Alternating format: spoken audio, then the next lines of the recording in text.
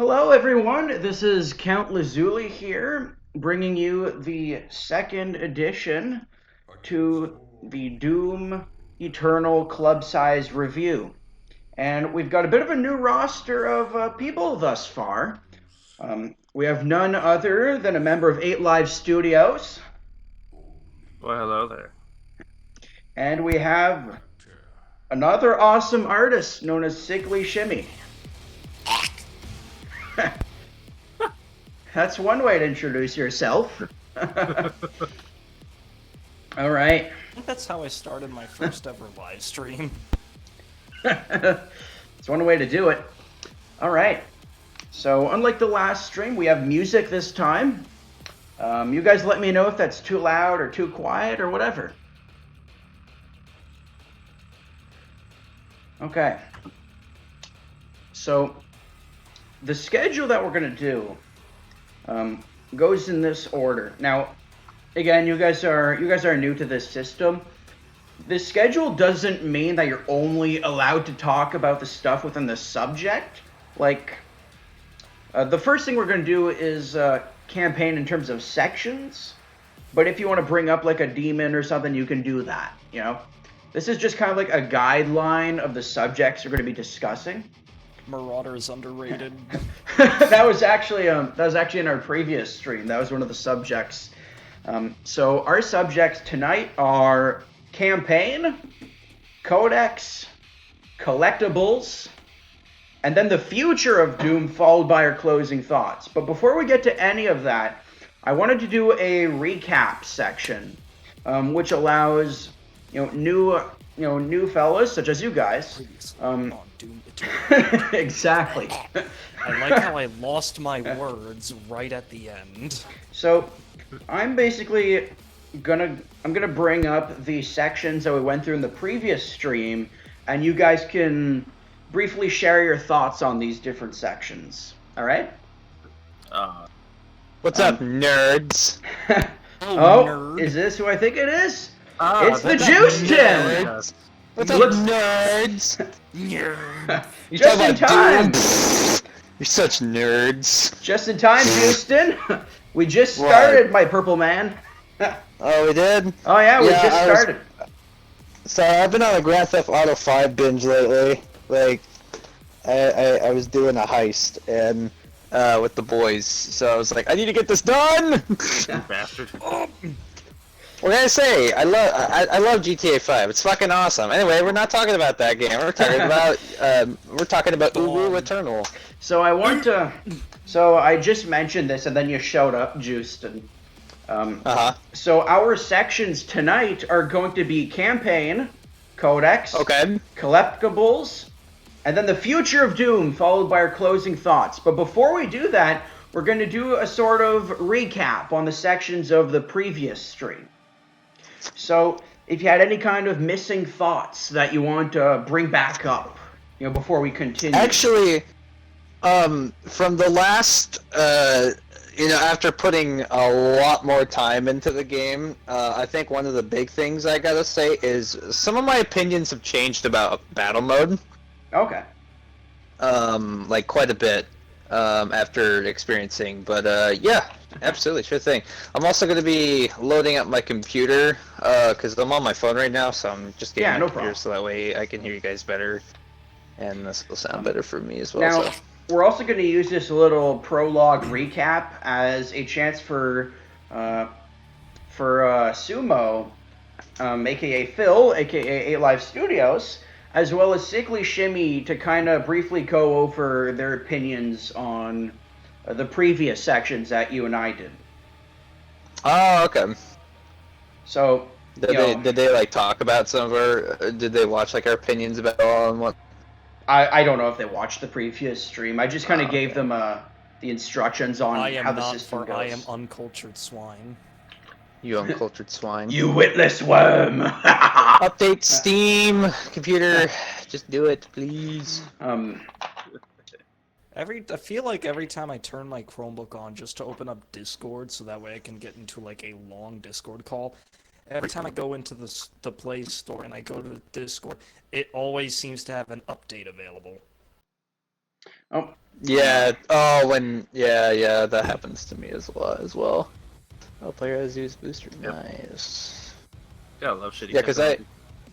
That's right, I gotta check my boosters. I am at 157 right now. I do think that's a bit of a strange thing, Terratella, about the whole Doom universe and but I will kind of get into my lore opinions later on. Hearing the Marauder discussion for the last part, I was expecting it to be grueling, but they're just irritating more than anything else. Huh? Fair enough. I think you have something to battle in the comments, Jooztin. What's going on? boy. See the Mortal Kombat theme. Terratella's got comments on the Marauder. What, does he not like it? He's got a different opinion on it. Kind of like an out of field one. If that's the right saying. My opinion of the Marauder still stands. I will say this though, I don't know how true this is, but apparently he's been nerfed. And I haven't noticed. I am so fucking against that. I haven't felt anything though. He feels the same, which No, I'm kind I of. think it's Yeah. just an issue caused by the first update that actually Okay, accidentally effed with yeah. the AI a little Because I think I looked at that and like the Nivo thing, which they're getting rid of, which we'll talk about later, but they were talking about like how the update kind of was locating particular data to some other place. I'm not too sure. I didn't read it like normally because I'm No. uncultured swine. But yeah, because I know people were talking about how like, oh, is the Marauder nerfed? I'm like, no, don't tell me they nerfed him because I like him. I really enjoy his fight. I really do. Now, funny enough, I actually have to kind of agree with Terratella here in that there is a bit of a waiting element to the Marauder, if I'm being honest. There is. Like, Yeah, I gotta don't know if I'm the wait. only one who's Respect noticed that. Now, maybe it was just No, me on- there is. In fact, that's actually one of the things that I remember I was talking about with him, was that he is absolutely an enemy type that you see in like Devil May Cry, because like, I swear to fucking God, the new Doom games are literally first-person shooter at Devil May Cry. Because I've been replaying DMC5 lately, and they have an enemy type that is almost identical to the Marauder called Fury. And what he does is that, yeah, you know Furies, Yeah, I know him. Philip. Yeah, you know Fury. Fury is basically the Marauder, where like you can't damage him until like really particular open windows, and like you have to use like Royal Guard, which is like the parry ability, to like parry his attacks. Now, And the Marauder is literally a fucking demon straight out of the Devil May Cry series, because a lot of DMC, most of the DMC games have these like one-off enemies where like you do a lot of waiting and you have to like time their movements correctly, and that's why Fury is like almost identical. In fact, Fury and Marauder have a lot in common. That's why I say it's very much like the entirety of Doom is literally just a first-person Devil May Cry. I would go as far to say that Doom Eternal is a character action game almost. Like, I'm not even kidding. No, I actually enjoy bosses or enemies that have the kind of like the attack window. I'm someone who grew up with games where enemies had those mechanics, so that's like an old school thing for me. But for me, I've noticed that sometimes, now maybe I'm just standing too close or something, Something that you also have to get But- used to when playing Dark Souls. but sometimes the Marauder, like, I'm not just waiting for him, but he just stands there looking at me. So I'm kind of like, wait, what are you doing, get buddy? that. I get that sometimes. I don't get that problem. If anything, he is on my ass 100% of the time. Like I'm really fucking good at Eternal, but there'll be times where like I kick his ass, and then there'll be times where he's actually pushing me, and like I'm actually having to like run away and like think of a strategy. And I love that about him is that like he's an enemy type that like you can always almost never 100% get him, because like if you fuck up just a little bit, he'll get the upper hand on you, and that's being someone who's played like. I've It's been- too hard to run around too much. I've actually been No, so I want to but no. Here, you go ahead. You go ahead, Lizzie. I just I'm gonna put them in the Discord chat. I just want to. They're just kind of the sections we went through last time. Okay. Just so kind of like a little notes for our two new members here. Just so they kind of they can get their thoughts out and they know what we talked about last stream. All right. So, yeah, Phil and Sickly Shimmy, because you weren't here last stream. If you have any thoughts on weapons, demons, Marauder, and what did we go through? Right, sound, art, and we went through battle mode as the last. We talked one. about the music. Yeah. So if you've got. I have one thing to say. Why does the if you go into the figures and you see the Baron of Hell, if only the Baron of Hell actually had that little bit of blue to him that the figure has. Has blue on him? Really? It's like a tiny shade of bluish. Yeah, Are you sure not if talking you about look Hell Knight? really close at him, you can notice the blue on him. Hold on, I actually have Doom Eternal loaded up right now. It makes if the Baron himself without that added extra blue to him, it just makes him look a little less eye-catching. So really quick, I'm gonna have to end my side of the call, and I'm gonna join right back because I got my computer all loaded up. So I'll be right back in literally a second. Yeah, no problem. Get it. Do it. Oh, hey, there he is again. Well, that's quick. You kill him now. Do it. Big gay. So, Do it. hello? Okay. Yeah. Alright, cool. I find it weird how much changes just by giving the Demon a pupil. Yeah, that's true. That's true. It is a little funny. I love it though, because I'm not gonna lie, it was a little weird that they did. Well, you know what's really funny about that too is that if you go to some of the snap map thumbnails, there's a thumbnail with the OG Kako Demon, and they fade out his pupil on the pixel, and it's why? Why did you do that? What? Oh, you know what? I'm with Tara on this. I feel like they did hire Emily to make the punny books on the bookshelf. Have any of There's you pun, looked the there's books? pun books? Okay, Oh, like like they you know, hire the him, bookshelf yeah. in his man cave. It does. Yeah. It does. 50 Shades Oh, of Slay. Yeah. Fucking how to comb your mustache.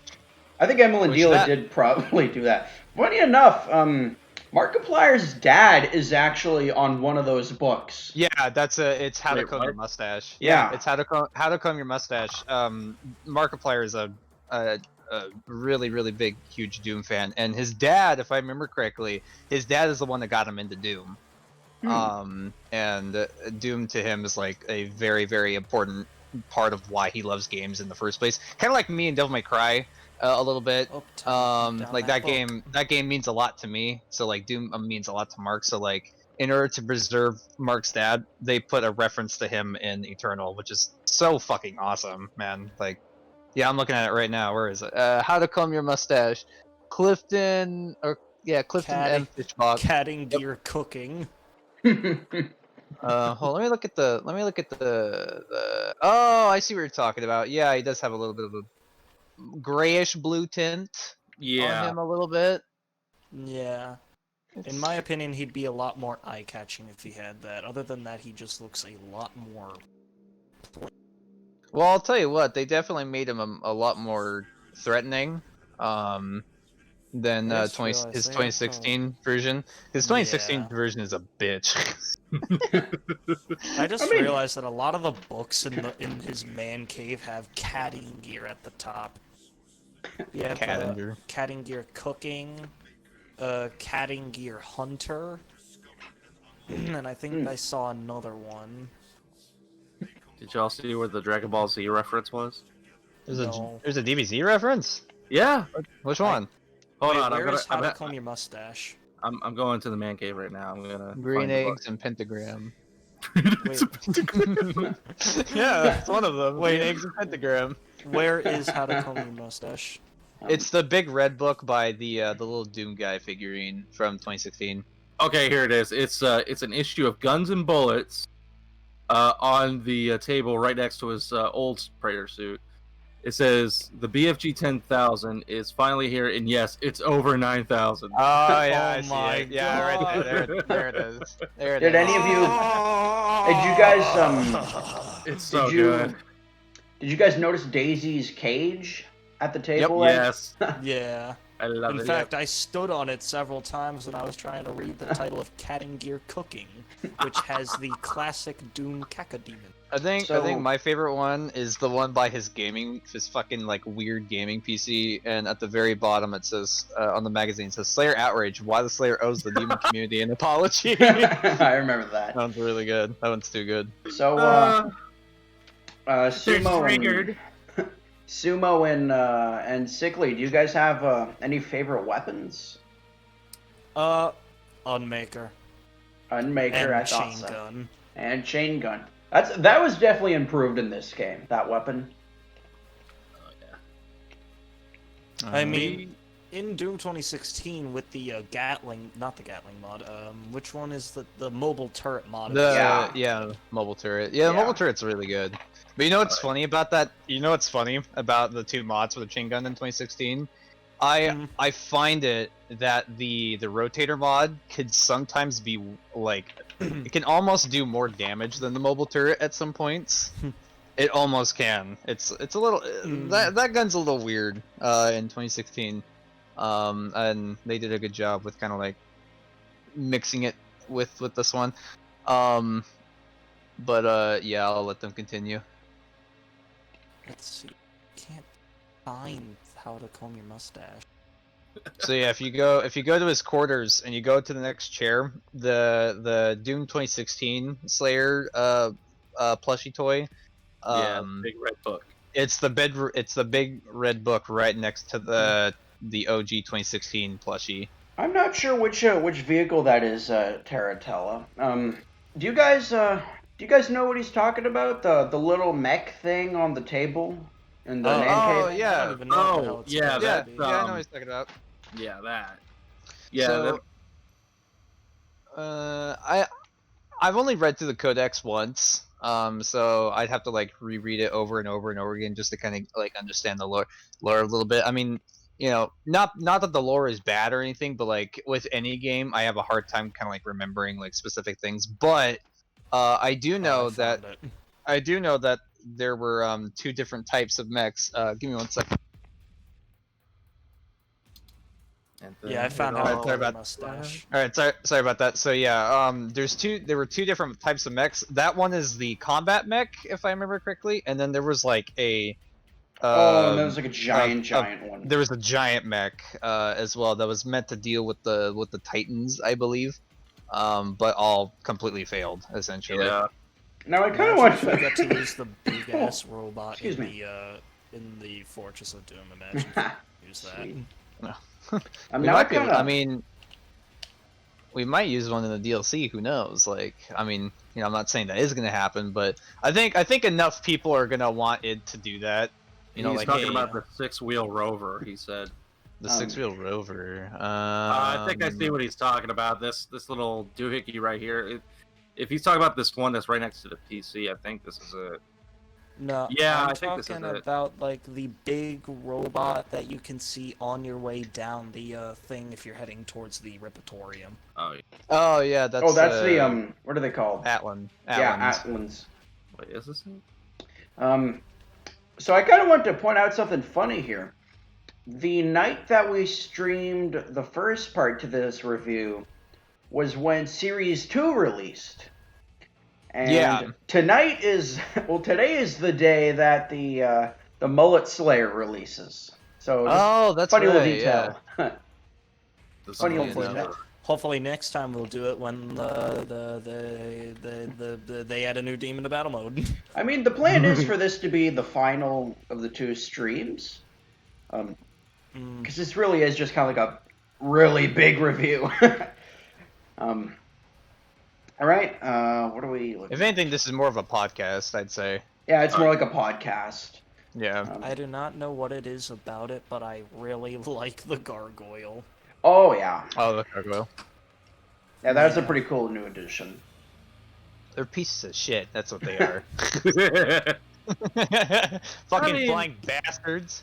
It's weird. I always tend to like the demons that are always 1, small, and 2, large in numbers, and 3, very annoying. What do you think? The sound of the spitting that comes from the gargoyles, it sounds too similar to me to a shuffling pinky. So when I hear the gargoyle spitting, I'm like, oh shit, there's a pinky nearby. Oh god, the pinkies. Back in Doom 2016, they always caught me off guard. Yes. That's why they were so good. Is because like out of like every single demon in 20, that's why they're my favorite. Unfortunately, they don't have the armored variants in Snap Map. I really don't understand why they don't, but Oh, I Pinky know, X Jooztin. they just. I know my but- next snap map is gonna be called One Angry Meatball. Angry meatball. Oh boy. But no, that's why the pinkies were so. In my opinion, they were my favorite enemy type in 2016 because, like every single demon, it was really straightforward. You just kill it until it dies, or shoot it until it dies. But the pinky, like it's the same philosophy, but like they scream, they run at you. You can't shoot them from the front. You have to get behind them and whatnot. And they sometimes like I've had times where I play a snap map and like I won't hear them, and the next thing you know, I'm just getting fucking rammed from the side. Or like when you're running away from them and one of them's chasing you, and when you take like a hard left, they'll fucking do a hard left as well and just run straight at you again. It's like that's fucking awesome. I really I know love the that pinky. in my snap map, the hog, nobody ever expects this, but I believe in like the second to last demon encounter in the level, there's this one short segment where I just throw 12 pinkies, or I mean 11 pinkies and 1 specter at the player, and nobody sees the specter coming whenever I watch someone play it. Let's see. I remember when I made a Terragrithius chamber fucking 4 years ago. The Cyberzar fight. I thought I was such a fucking genius when I found out that the specters blend in with the smoke, and I made it to where specters spawn when you fight Cyberzar and you have no idea where they're coming from.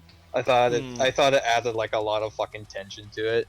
But you know, yeah, I love fucking. I think you know one of the things I love about like this game, or just like you know, we're not really on the topic of snap map, but like enemy placement and like enemy design Yeah. is some of my favorite because like you can have bullshit enemy design, right? Like you know, some fucking spawning 12 fucking barons and all that kind of stuff. But when you have like really good enemy design, or like just enemy design to like what is it? I know If I I know go heh, that means I've probably done it once before in snap map. I know I'm a maniac, but like I thought it would be hilarious if Doom Eternal did something that I did with Devil May Doomed, because for those who have played Hell 3, where who haven't played the hard version, when you're swinging on the ropes, I spawn Lost Souls in that version. And I thought it would be really good if they did that, but Lost Souls, unfortunately, in Eternal are really underutilized. Yeah, I believe there's only like one mission that I can remember where you actually have to fight Lost Souls that aren't being chucked at you by a pain elemental, and that was like the first or second mission. And I know everybody fucking hates Lost Souls and whatnot, but like, They got the shit out of the stick in Eternal. I'm what is it? I'm a masochist, okay? So I fucking love being tortured. I mean, I know that in my new profile's newest or first map, versus Imp King, I know that I just have him say, I know you hate this demon, so here it is, and I just throw 12 lost souls at the player.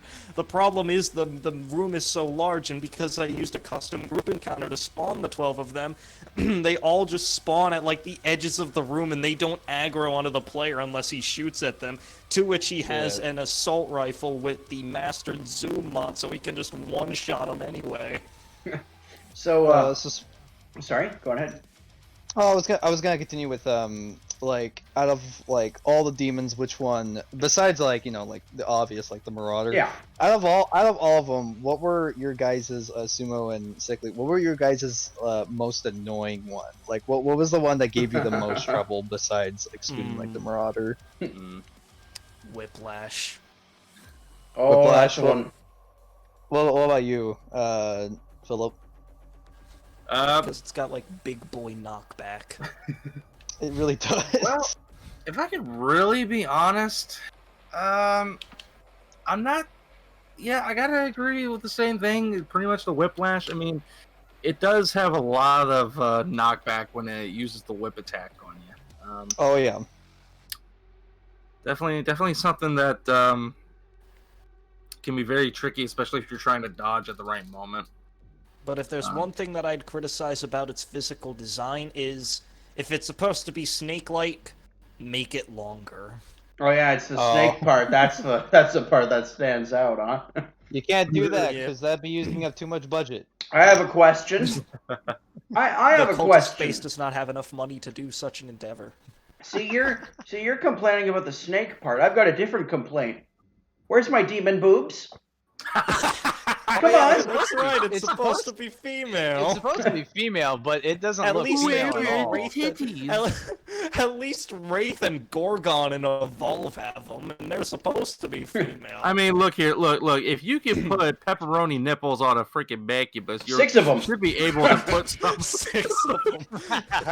6 of them. You should be able to put some on, a goddamn female demon. You hear what I'm saying now? Especially because the Hag from Dead by Daylight has one if you look close enough. And freaking the goddamn con maker has got boobs when you keep punching off her armor, and goddamn you keep putting them on the dang snake lady. I mean, come on. All I want is for this demon to Oh my have God. some big, pendulous, All I want is literal whiplash. alluring boobs. Hey, I For want research that. purposes, of course. I want I'm dead or alive waifu titties. That's what I want. I'm an artist who has been Lord. attempting to draw humans lately, so God knows what I attempt to do with my Oh my God, newfound this went all the way knowledge. left. Look, man. Sadly, it doesn't end well. You know what's Doesn't really look good in the bad end. though? Now that we're on that discussion, I'm looking at the Macubus toy, and I'm just now noticing there's six plastic nipples on him. Oh, It gets fuck. even worse when you look at the just model. Go to the Macubus toy. There's Okay.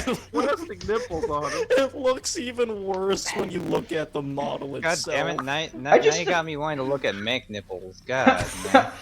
I just imagine like Hugo Martin being like, "All right, look, guys, we're not gonna put on breasts on the snake lady because we want to put her some advertising. However, 6 nipples on the Macubus. That guy. Oh yeah, we need those 6 Macubus nipples. Oh yeah. I'm Hugo Martin, and I love Macubus nipples. Look. Can we also agree? There's like 4, or at least 4 or 6 assholes on the payday little. Probably. Wait, Oh, what? you're right. Fuck, you're right. The phone. I love that you're the first one to bring that up. And if No, you no, look- you know if what? you, You know uh, what's really if you bad look- though? Dear Lord. Do you know what's really bad though? I was watching a streamer by the name of Maximilian Dude talk about the demons, and he's actually the one that noticed that shit. I was like, oh my fucking god. Well, you know what's Oh my Damn. god, I'm even noticing something very disgusting. There's I- more coming out of those. God damn it! You guys kept talking over me, and I was gonna say that first, but fucking Philip took it away from me. You fucking headlight. No, I'm joking, dude. Uh, Oh, this, fuck. this is fucked. On behalf of 8 Life Studios, I am so fucking sorry. No, no, you're not. Why did I I'm not. spend like a whole 30 seconds looking at the back of the paint elemental? Because Isn't the admit it, Cacodemon- man, that's more alluring than it appears. Doesn't the Oh, wow. Cacodemon... They gave the mecha wait a zombie minute. some gnarly No, they fingers. They gave the Hey, mecha zombie some gnarly friggin' so guys, fingers. so Also, the guys, Icon of Sin has a great ass. so I want to mention this. So, Philip, What's up? you said that the pain elemental has 6 assholes, right? If you really look So- at it, you can visibly see 4. So do you But- think MC Payne's assholes are like sparkly or something? I haven't checked yet. Oh shit. There we go. Give me one moment. I'll be right back on that thought. Let's go take a look. I did notice something interesting about one of the toys though. If you look at the Tyrant toy, you'll notice that it has the black eyes from the earlier Yeah. earlier gameplay, and then when you go into the model, it's yellow eyes. I mean, pretty much all the toys are kind of warped on some level. Like you look at the shield soldier, and he's blue color. Yeah, he's I'm all pretty sure. blue. Yeah. Yep. So they're all kind of warped Meanwhile, on some I way. mean, his body, like the little body armor he has, does have a blue tint, has a but blue it's shade mostly to it. Yeah, it's mostly faded out by like. The Hell Knight Oh! toy's purple. You want to talk about something interesting? Imagine that a purple Hell Knight. I want that. Give me. On the now. topic, on the topic of whiplashes, someone actually found an unused whiplash Yeah. demon, the Yeah. spectral whiplash. Oh, really? So I remember yeah, that. so it was Yeah, cut. you see? I don't remember where the video was, but like there is a model in the game for a spectral whiplash. Why they didn't add it in is probably just, I don't know, because I do feel like the specters were a bit underutilized. Fucking voice crack. I like But the. I do feel like specters were a bit underutilized. I also another thing too is that like Pinkies, unfortunately, even though they are still like one of my favorite demon designs, Found it. Pinkies have unfortunately become not as great as they used to be anymore, and That's kind of true. it's because the blood punch kills them in one shot, which is fine because it is a really rewarding thing if you know what you're doing. Because like I made a goofy video kind of making fun of people making fun of blood punch, but like in hindsight, it has made the Pinkies completely non-threatening almost at all anymore, and that kind of sucks because like I was talking about earlier, the Pinky is my favorite demon from 2016 because like like I said, all the other demons you can just shoot them until they're dead, but the Pinky you have to like get behind him and shoot his back, and he's really relentless. The Pinky ain't the only demon that got the shaft when it came to being applied to Doom Eternal. The Prowler also got some stuff done to him. Because he's Prowler. no longer the one-hit wonder that he was in the multiplayer Okay, of Doom 2016. okay. Can I really point out something about the Prowler now that you mentioned him? What I've noticed that they've done with him is that they basically took the mechanics from the original Imp design on the original Doom 4 and just put that for the Prowler. Yeah, that's what they did. It's pretty much the original Doom 4 concept of the Imp. And I like that they actually got that design in because like It's, Yeah. It's kind of Hearing complicated. Sorry, go ahead. Oh no, it's okay.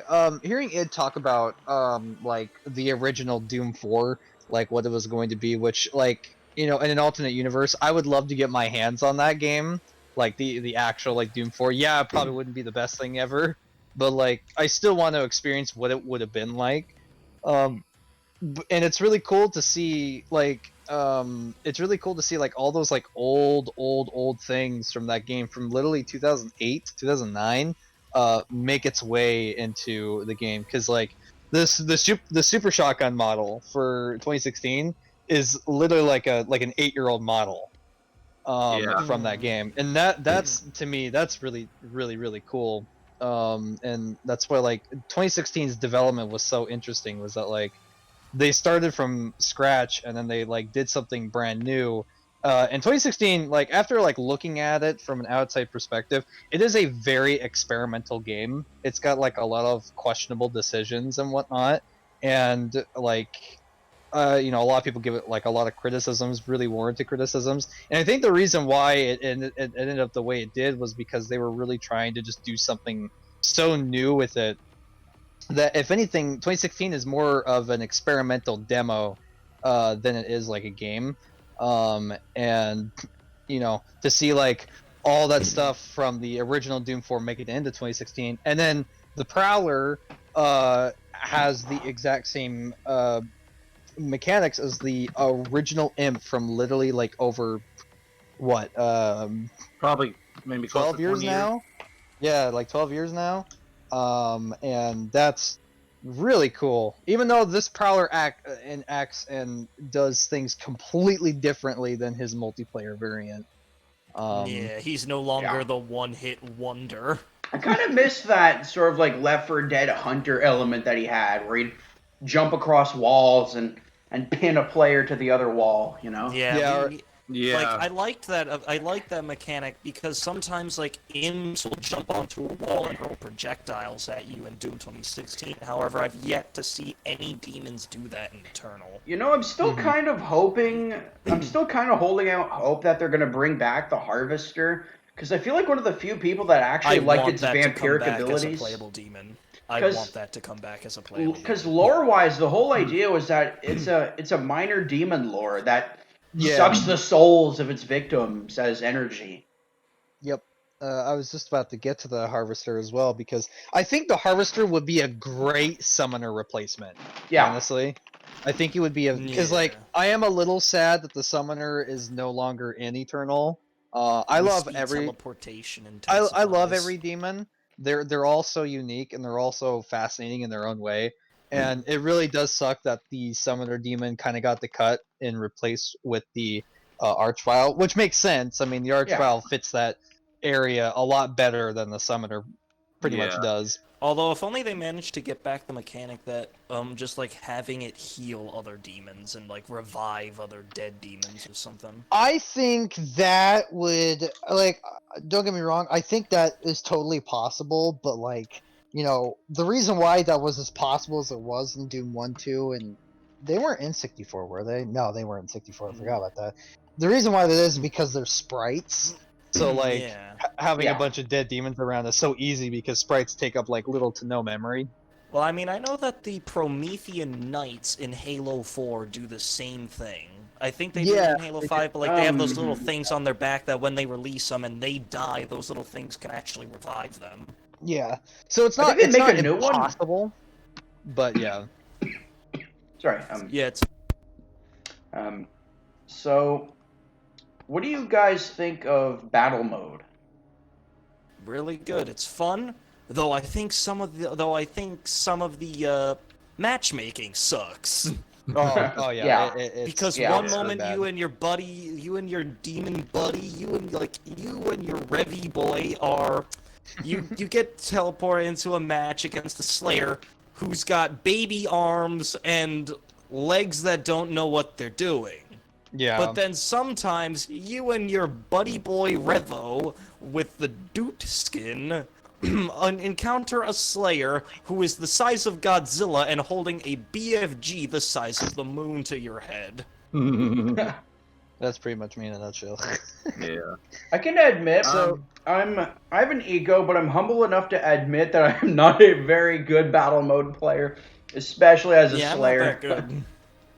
I mean, I know, like, once again, like, an example of the baby Slayer that doesn't know what they're doing. Like, me and my friend, I told you to this, but I haven't told Jews, but we found this Slayer, and he lost the first match, and he decided to play against us again. He lost all 3 rounds the second match. He goes up against us again, and he continues this for, like, 10 rounds, and we were feeling so bad for him at the end. I've and had people do that as eventually well. he left.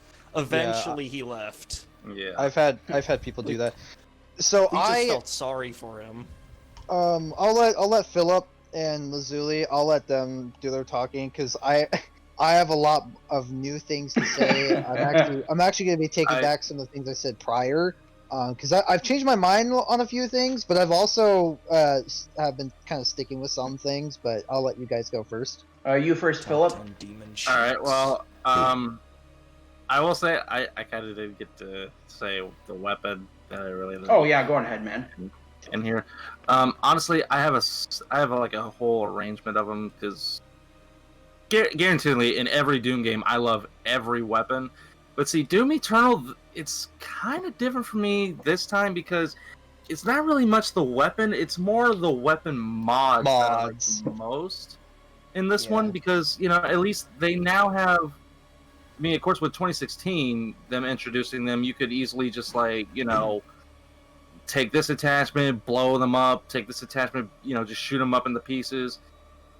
And honestly, for me in 2016, I thought the most useless attachment was the scope for the HAR.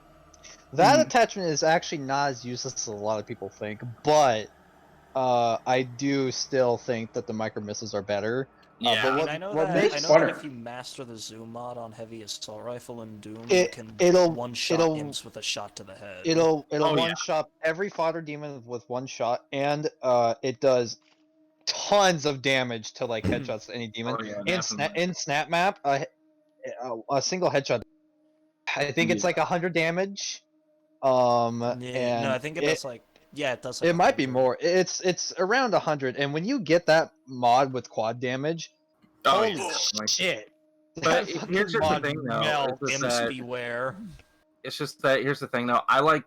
I'm kind of the quirky one that likes weapon mods that change the property of the weapon, like how the micro missiles just made it seem like, hey, you're just having a mini missile launcher. Because okay, here's the thing. Luzuli here knows that I'm a really big Metroid fan.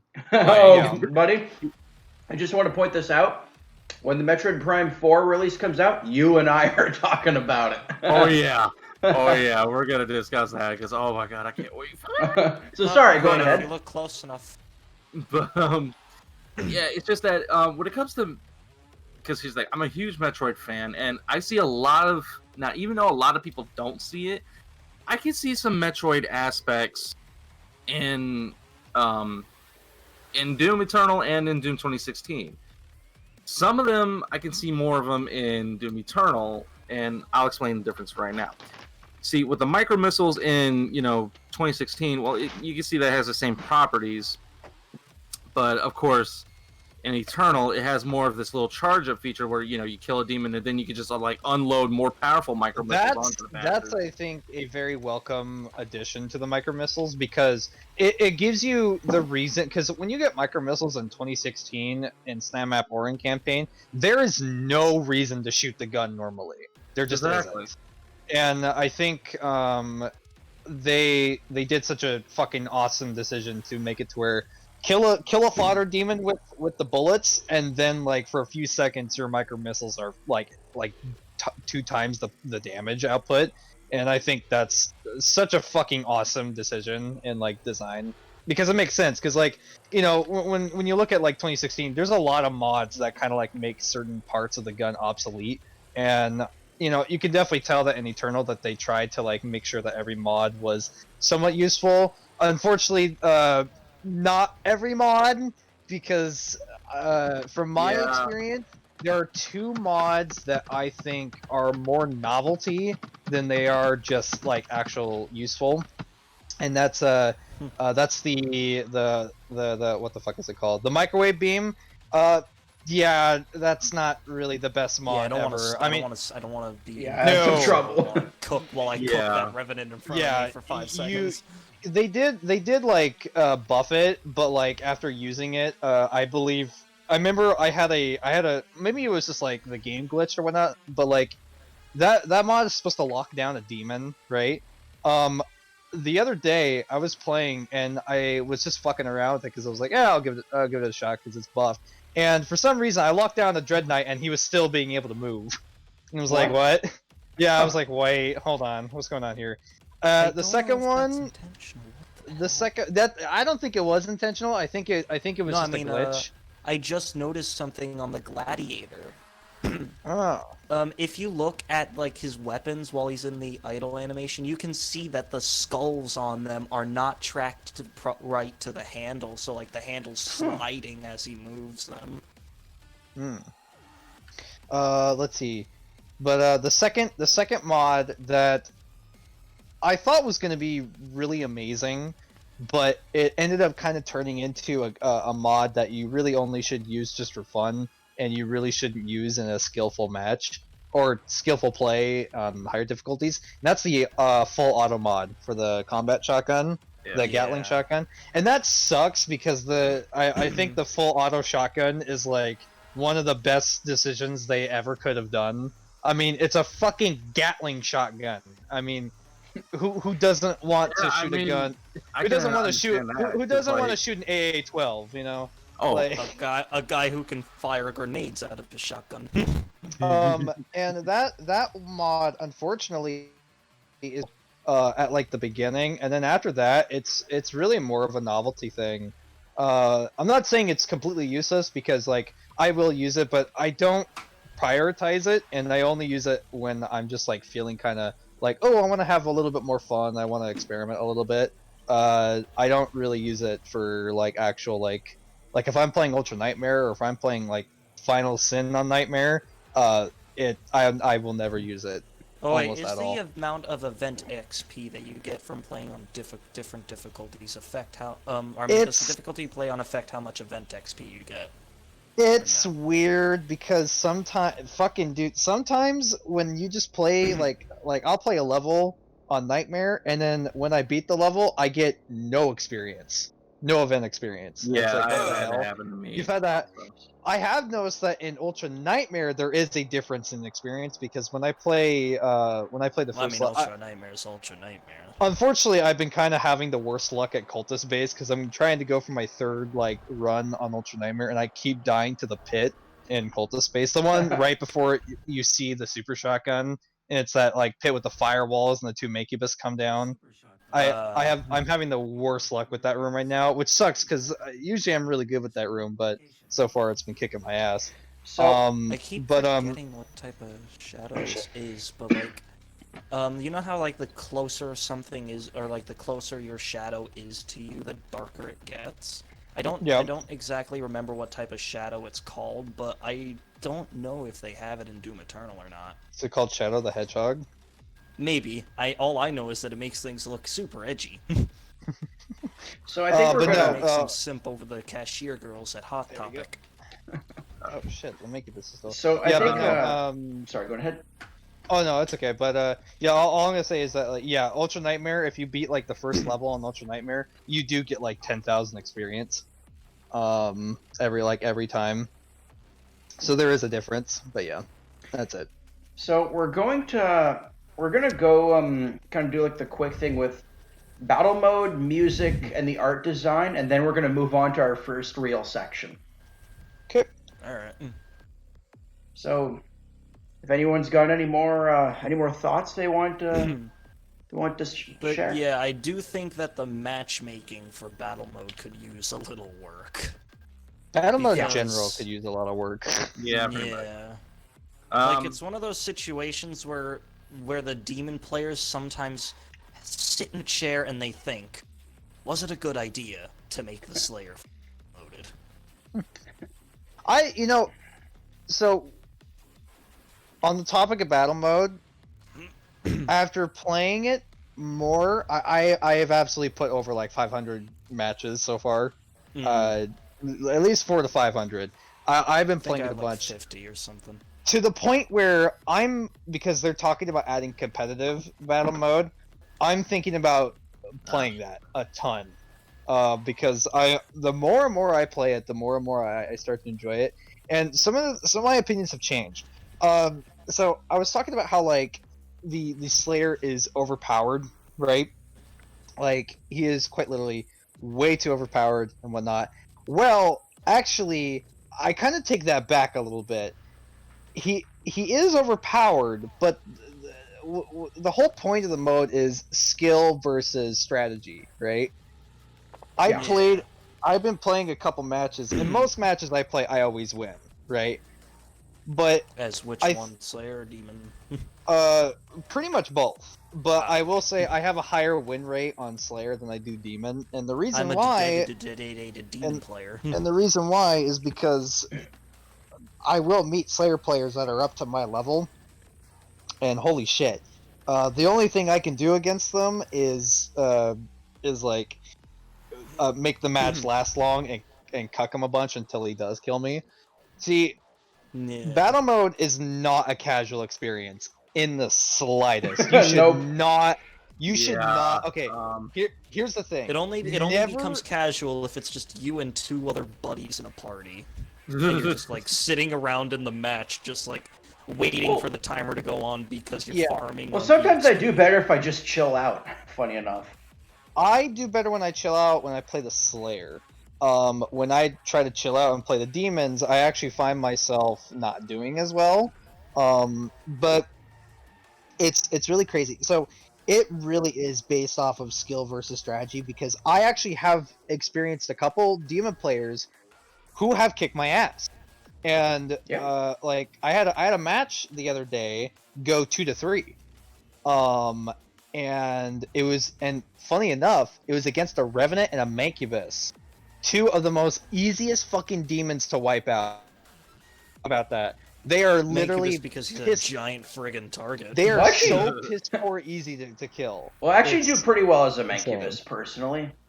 Well, I mean, it all depends on the range. Mancubus is probably best at close But range here's- against here's the Slayer thing. because flamethrower. here's the biggest thing. I actually don't think the Slayer nor the demons are overpowered. It actually really does depend on you. Yeah. It depends on your knowledge. Like, because, I consider myself fucking unbelievably good, okay?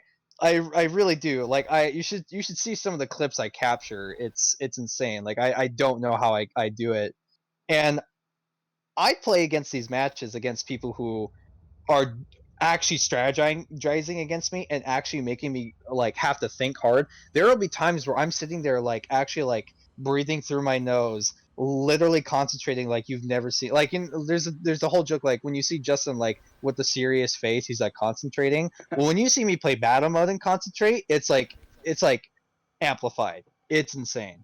I think All I know is like the person that I play with when I play as Demon. Like a lot of the time, like I know that I should be asking him or telling him what he has to do as his next move, but with the way that he behaves after he loses a round, sometimes I'm intimidated to ask him to do something because usually if the Slayer even remotely touches him, he's automatically in a bad mood. Yeah, So and I don't know what telling him what to do would cause. well, unfortunately, he's a lost cause. So Yeah, I know that there's someone else that I've played with, and he's a lot more chill. But No, I still battle haven't mode- asked him what to do. I think battle mode has kind of shot itself in the foot here because it is not for casuals. It is literally it literally is for players who take it seriously and for players who are, because the only thing I can compare it to, and I hate comparing it to this, but the only thing I can compare it to is the teamwork that is required in Overwatch. I played quite a bit of Overwatch back in the day. I did, and I really enjoyed it. I don't play it now. I haven't played it in like 2 years. Me sits at the enemy spawn point as Bastion. And that game, you need to talk to your teammates. You need to be conversating. And if you're not conversating with your buddy in battle mode, more than likely you're gonna die. You really and you also have to know what you're doing, because Doom is really a skill-based game. Like, if you want to succeed in battle mode, you're gonna have to like actually try to be like, you're gonna have to try to master your skills. You cannot play casual. That's why I say I actually don't think the demons nor the Slayer are overpowered. It really depends on the player who's playing the demon, if they know what they're doing or if they know even how to react to a Slayer that's really good. Yeah, because honestly, it really doesn't matter if you're like a level 20 or a level 35 or a level 240. I mean, it's really all based on how you're playing. I mean, because I've gone up against like 2 guys that are like maybe close to like level 200, and I was able to beat them in like pretty easy rounds. Yeah, And it's like that a lot. And yeah, it's really like it's really all about that. But the one thing I still stand by is that the netcode is still trash. Yeah. Oy. That will never Yup. get fixed. I am convinced that that is never going to get fixed. And Me one moment is When- about to kill the Slayer. Slayer If- suddenly gone. I had a match. I had a match happen a little like a couple days after we did the first thing about Doom. I had a match where I lost because I had the worst lag spike ever. I went from 113 health to 0 in half a second. And there was no like on-screen information as to how it happened. Literally none at all. I even have the clip that I could show, but like it would take me like 40 minutes just to get it up there. But I'm thinking about posting it because it is ridiculous. And it happened again after that. Where like next thing you know, I'm just dead. Like I just exploded and died for no reason, even though I had like full on health. So yeah, the netcode. If they want a competitive battle mode, which I am all for, and I'm actually really excited to play, and you bet your ass I'm gonna try to go like competitive on that. That netcode, it needs to go. It needs to go, and you cannot. If that stays, then that competitive mode is going to flop so fucking hard. I It's just gonna flop realized that like the a imp fucking has noodle. 6 toes. I just realized that the imp has 6 toes. Huh. Oh, okay. But yeah, so that's pretty much my whole take. Is that like I have changed a couple of my opinions. I really don't really think both either sides are overpowered, which they both are. Some sides actually have the upper hand. Like if you have trash players who play where they have like both of them have healing boxes and then they use the healing node on the third round, yeah, like that's really broken. So I'm not saying that it's totally not like fully overpowered. Like each side actually both has like equal and overpowered stats and like things that they can do, but it really does depend on your knowledge of the game. Like if you don't know what the that fuck you're doing, then you're there's not like gonna win. this specific way that I tend to play when I select demon, and it's either I'm maximizing my health and just like always trying to keep myself at a decent amount of HP and my partner, or I'm the crazy guy running around the area summoning demon after demon. Yeah. All right. So Like I know, like yesterday there was this one match that I was in with my friend, and like we kept dying, but like I had to like I had to run away like the mental nutcase that I sometimes am, waiting for him to respawn, and it happened like 7 times throughout the entire match. So, Phil and Sickly, what are your thoughts on music? I love it. It good. I will say, I'm not too big on the Urdak tracks. That felt like another game for me. It's just like, well, here's the thing. I don't see it more as like, I'm trying to think. There's another game where they had a track that was a little bit similar to the Urdak level track, but it's just like, I don't know. It doesn't feel like the right type of ambience and kind of sound for a place like Urdak. I mean, For me, I think Urdak kind of. Sorry, Sumo's Oh, no, it's the okay. only one Lindsay, who. you go. you're good. You good. Phil's the only one that's really gonna get what I'm talking about here, but Urdak kind of feels like if you took the steampunk out of Skytown Elysia Yeah. from Metroid Prime 3. Yeah, like if you guys don't know, the Steam Town Elysia is like it's a level in Metroid Prime 3 that you go to later on in the game. That's literally, it's a floating city within a gas giant. It's literally, that's literally what it is. Just nothing but a steam powered floating city. Mm-hmm.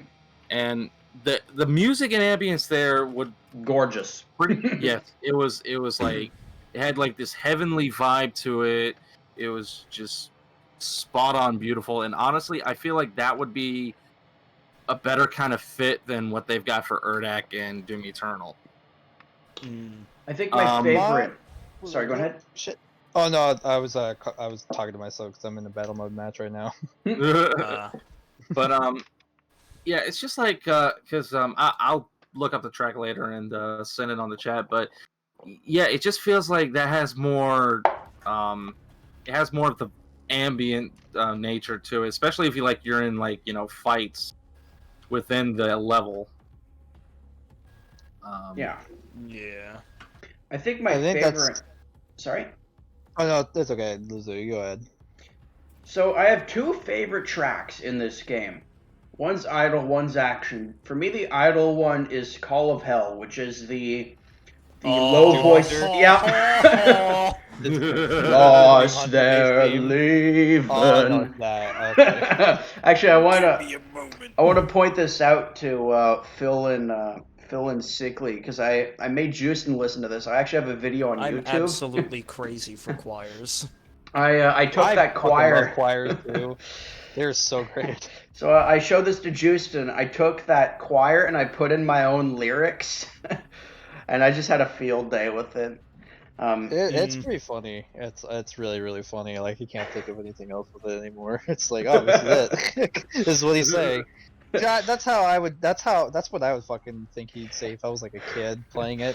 And my favorite battle music is the Gladiator boss music. Fuck yeah, dude! God, That theme cool. is so fucking good. Yeah. There's this song that's been like circulating around the internet, and I do not know if it's from the official soundtrack or just a compilation of the many times you hear it throughout the soundtrack. But like sometimes I hear like it's the videos that have it are often just titled "Car and Took." And it's literally just 5 minutes of like demonic chanting and screaming. You know, it's funny. I was telling Lazuli this, and this will coincide with the music. So I was gonna make a trailer for DMD again last year for the release for Hell 3, right? And this is around the time when they showed off the that song, and it had the. I actually and then wonder where the hell is the song from the E3 trailer. And they had the car and took section in it, right? Now, it's funny because in that track they say car and took, rip and tear, right? And we didn't really know what they were saying, but to me, if you listen to it, coming to rip and tear. Almost come back to rip and it sounded tear. like coming to rip and tear. And the reason why I say come back to rip and tear is because we all played 2016, and most people who played 2016 stopped playing it and went on to play other games, right? Well, yeah. Since Doom Eternal is the sequel and Doom is back again, you are coming back to rip and tear because it's the sequel. So come back to rip and tear, pretty much. And I was gonna put in the trailer with that music, I was gonna put "Come Back to Rip and Tear" in that trailer, but unfortunately, I didn't finish it, just because I was caught up in other things and whatnot. Imagine if you could with the figure for the Icon of Sin. Imagine if you could swap like the armored and unarmored versions. I don't know why they don't let you do that in the first place. I think that is a bit weird. But you know, it is what it is. All right. Sorry, Phil.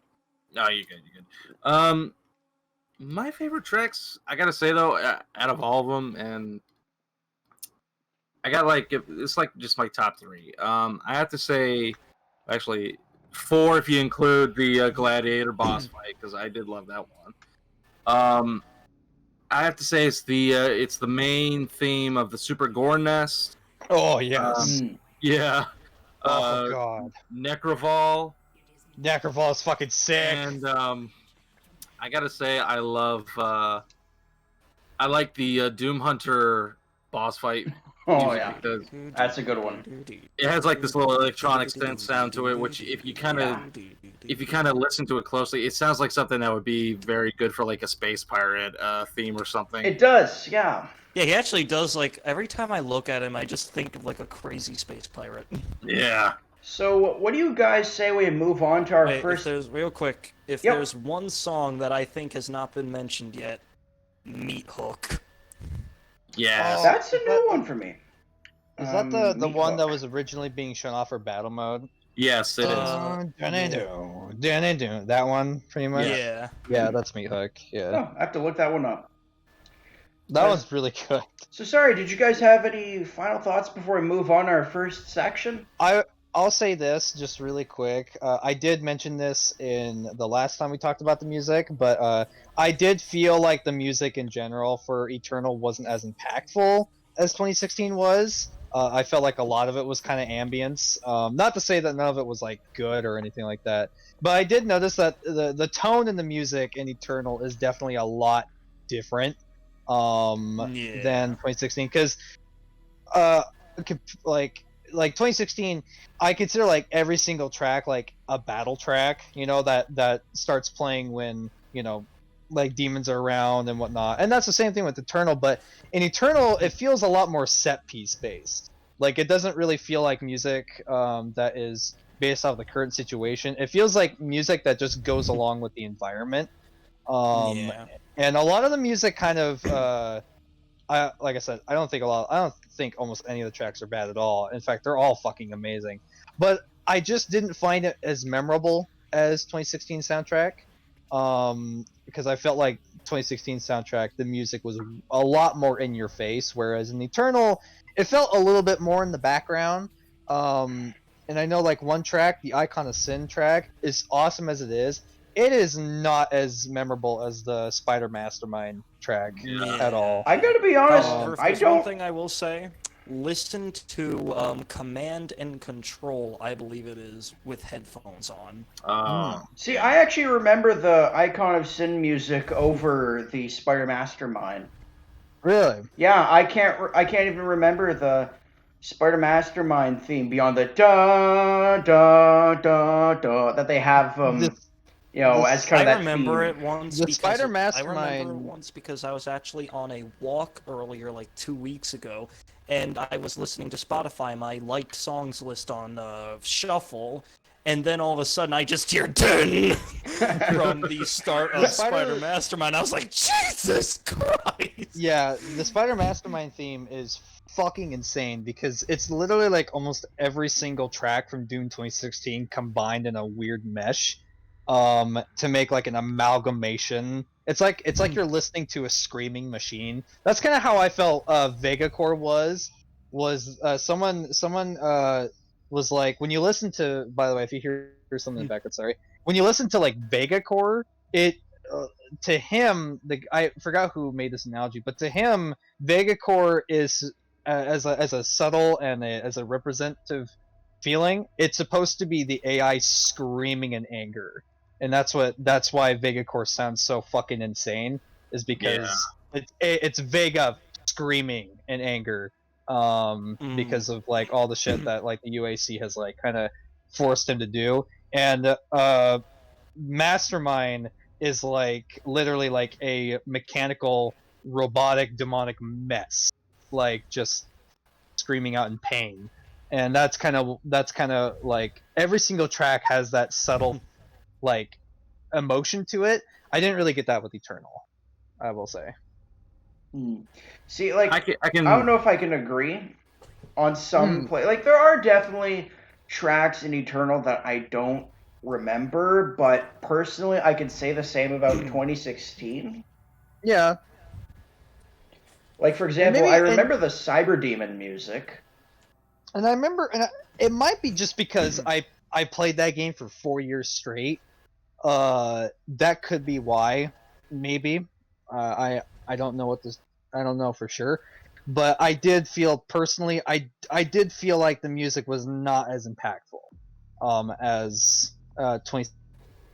It felt like it was most of it was kind of like in the background. But like I said, that's not a bad thing, because a lot of it is fucking amazing. Like I said, I love like every track in this Yeah. game. I just wish every I just track. Wish, like the E3 trailer music was somewhere. Yeah, that was. Yeah.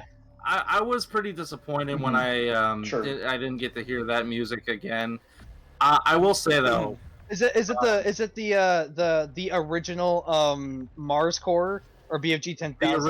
the original BFG 10,000 music and the original Super Gornath music. I know that I don't know it's- why that's in there. It pisses me off. I'm talking about the music that played for the announcement trailer back at like E3 2018 or something. Oh, of E1M1. Yeah. Yeah, that it was kind of weird that that didn't appear. It also as well. played at the end of the gameplay showing at QuakeCon, where we were first shown the Archvile, where he first appeared from the doors in BFG 10,000. Oh, That's true. oh, I know what you're talking about. Yeah, I think they mostly just added that track only for like just the demos and the commercial and something like that. Because I know that they do like to do that sometimes.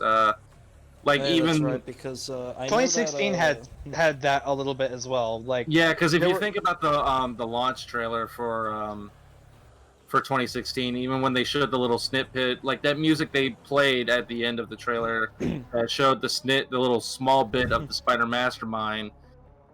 You know, yeah, they that didn't have song's that nowhere music to be in there. seen. Yeah, there- it's also kind of like the main menu music for Code Yes. Vein actually sounds Oh. different from the actual theme song from Code Vein, despite the fact that the songs follow the same exact Vein. rhythm.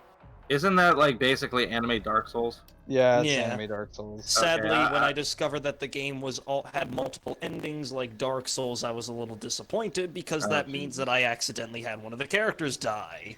But no, there was another track 2016 didn't have in it originally, and it was the original main menu music. Yeah. V1M1, it was a lot more dubstep based, heavy metal Yeah, I dubstep know what based. you're Oh talking yeah. It's nowhere to be seen or to be heard in the actual game itself. It's just gone. Yeah, that actually reminds me of the they in Dark Souls 3, if you look it up on Spotify, they actually have a track that says E3 2015, and it's basically just the song that plays during the E3 2015 announcement trailer.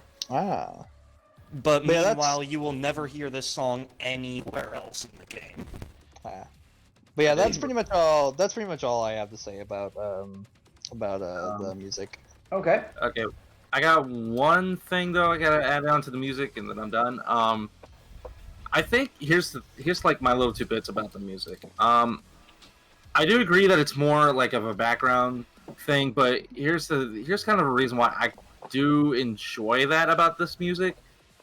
It's mostly because I'm a sucker for music that's good with, you know, the tone and the scenery of the levels. Yeah. Oh And god, when you- yeah, and That's it what gives me fucking ideas works. for drawings. And when you go to like, you know, levels like, you know, Hell on Earth, Super Gore Nest, Necromorph, you expect levels like that, you know, they're hellish, they're destructive, to have heavy metal.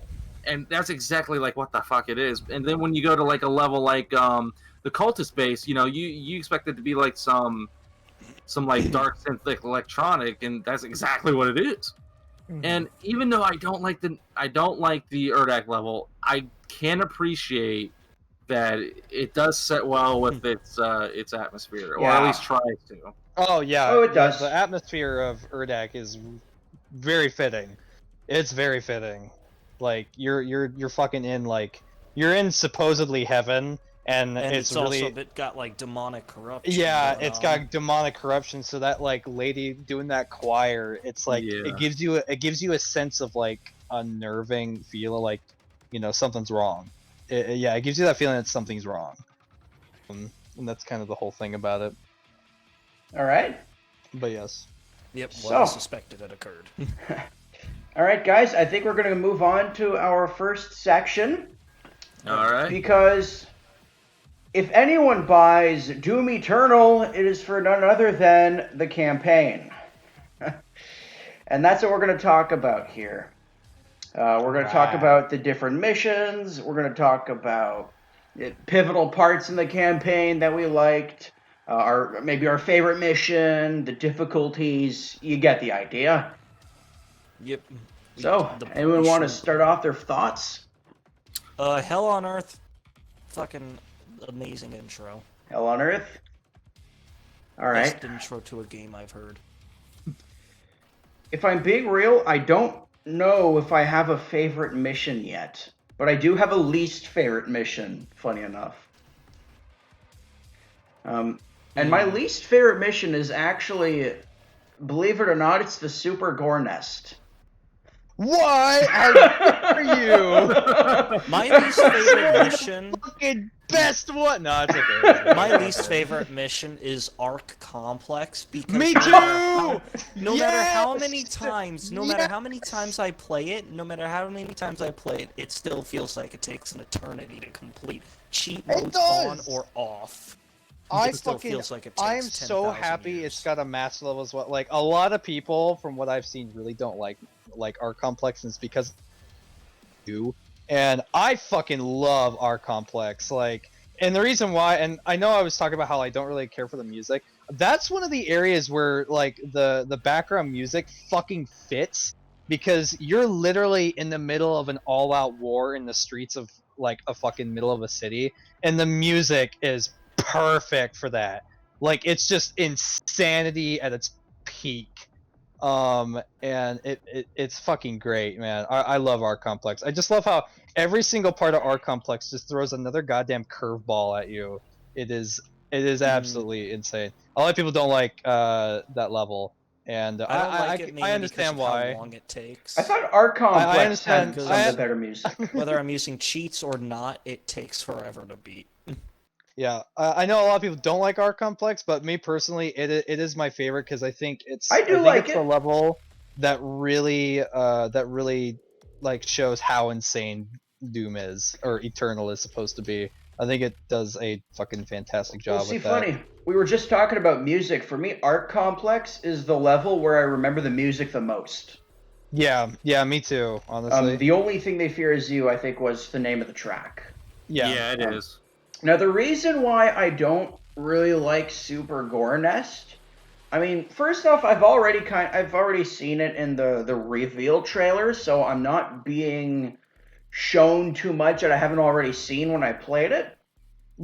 And I kind of agree with Z-Man in that there's almost too much for me to look at in that level. But the main reason why I'm not a big fan is because it feels like the only filler mission to me. It's kind of like, well, you killed the first two Hell Priests. Now there's one more. Well, I guess I better You don't go want and the get game rid of this ending Gore too Nest. quickly. You know, it just kind of feels like the only side mission, really. And I know you gotta save Earth.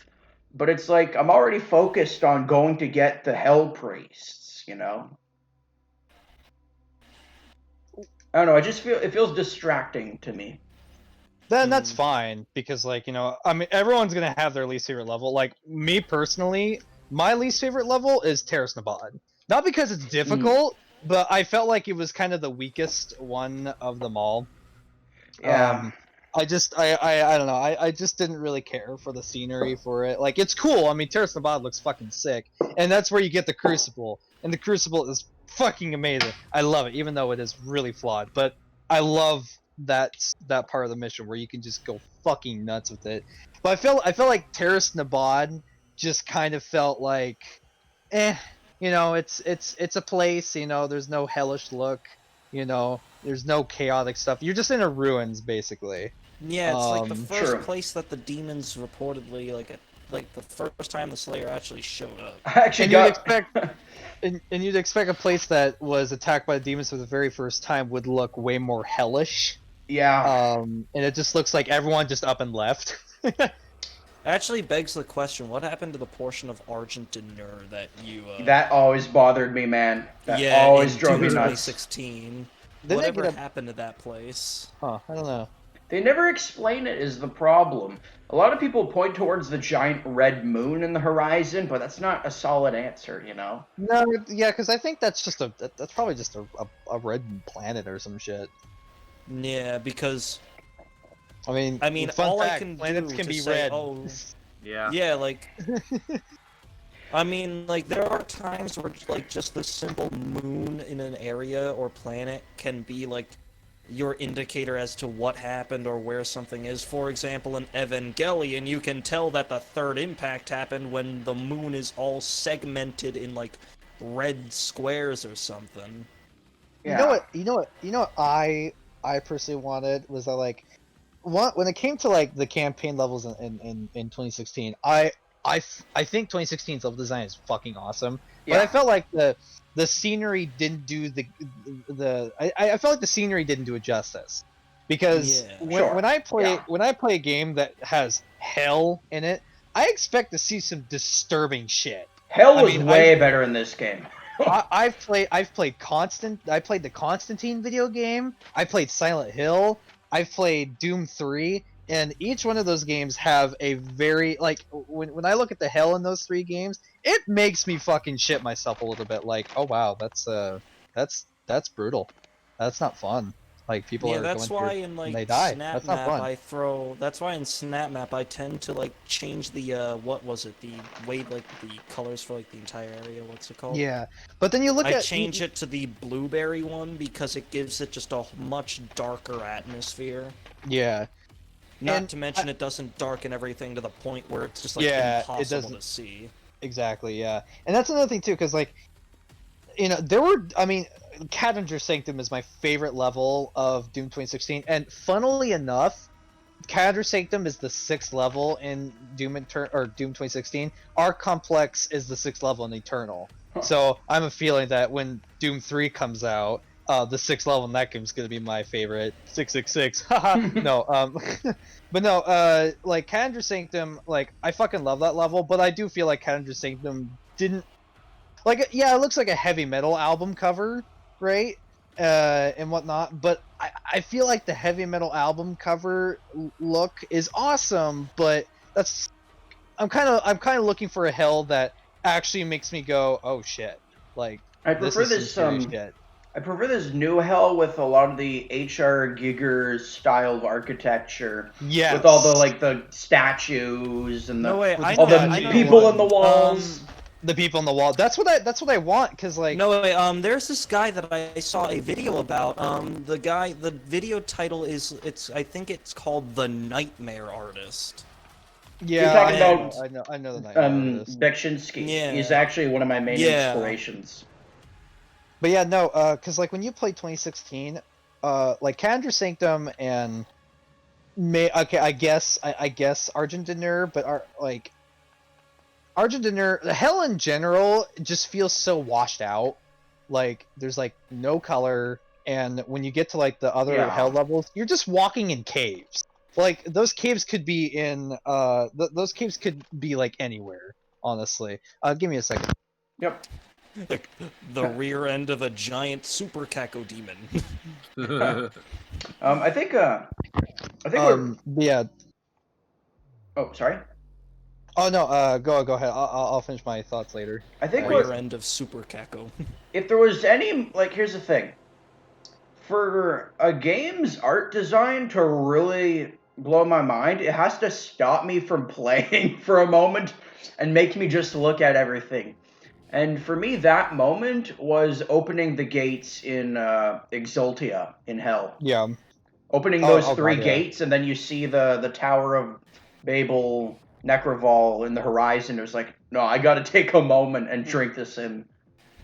I didn't really get that in 2016, honestly. No, Like neither did I. 2016, it just kind of flowed through, and like I said, like the cave areas in 2016, those could literally be like in any planet.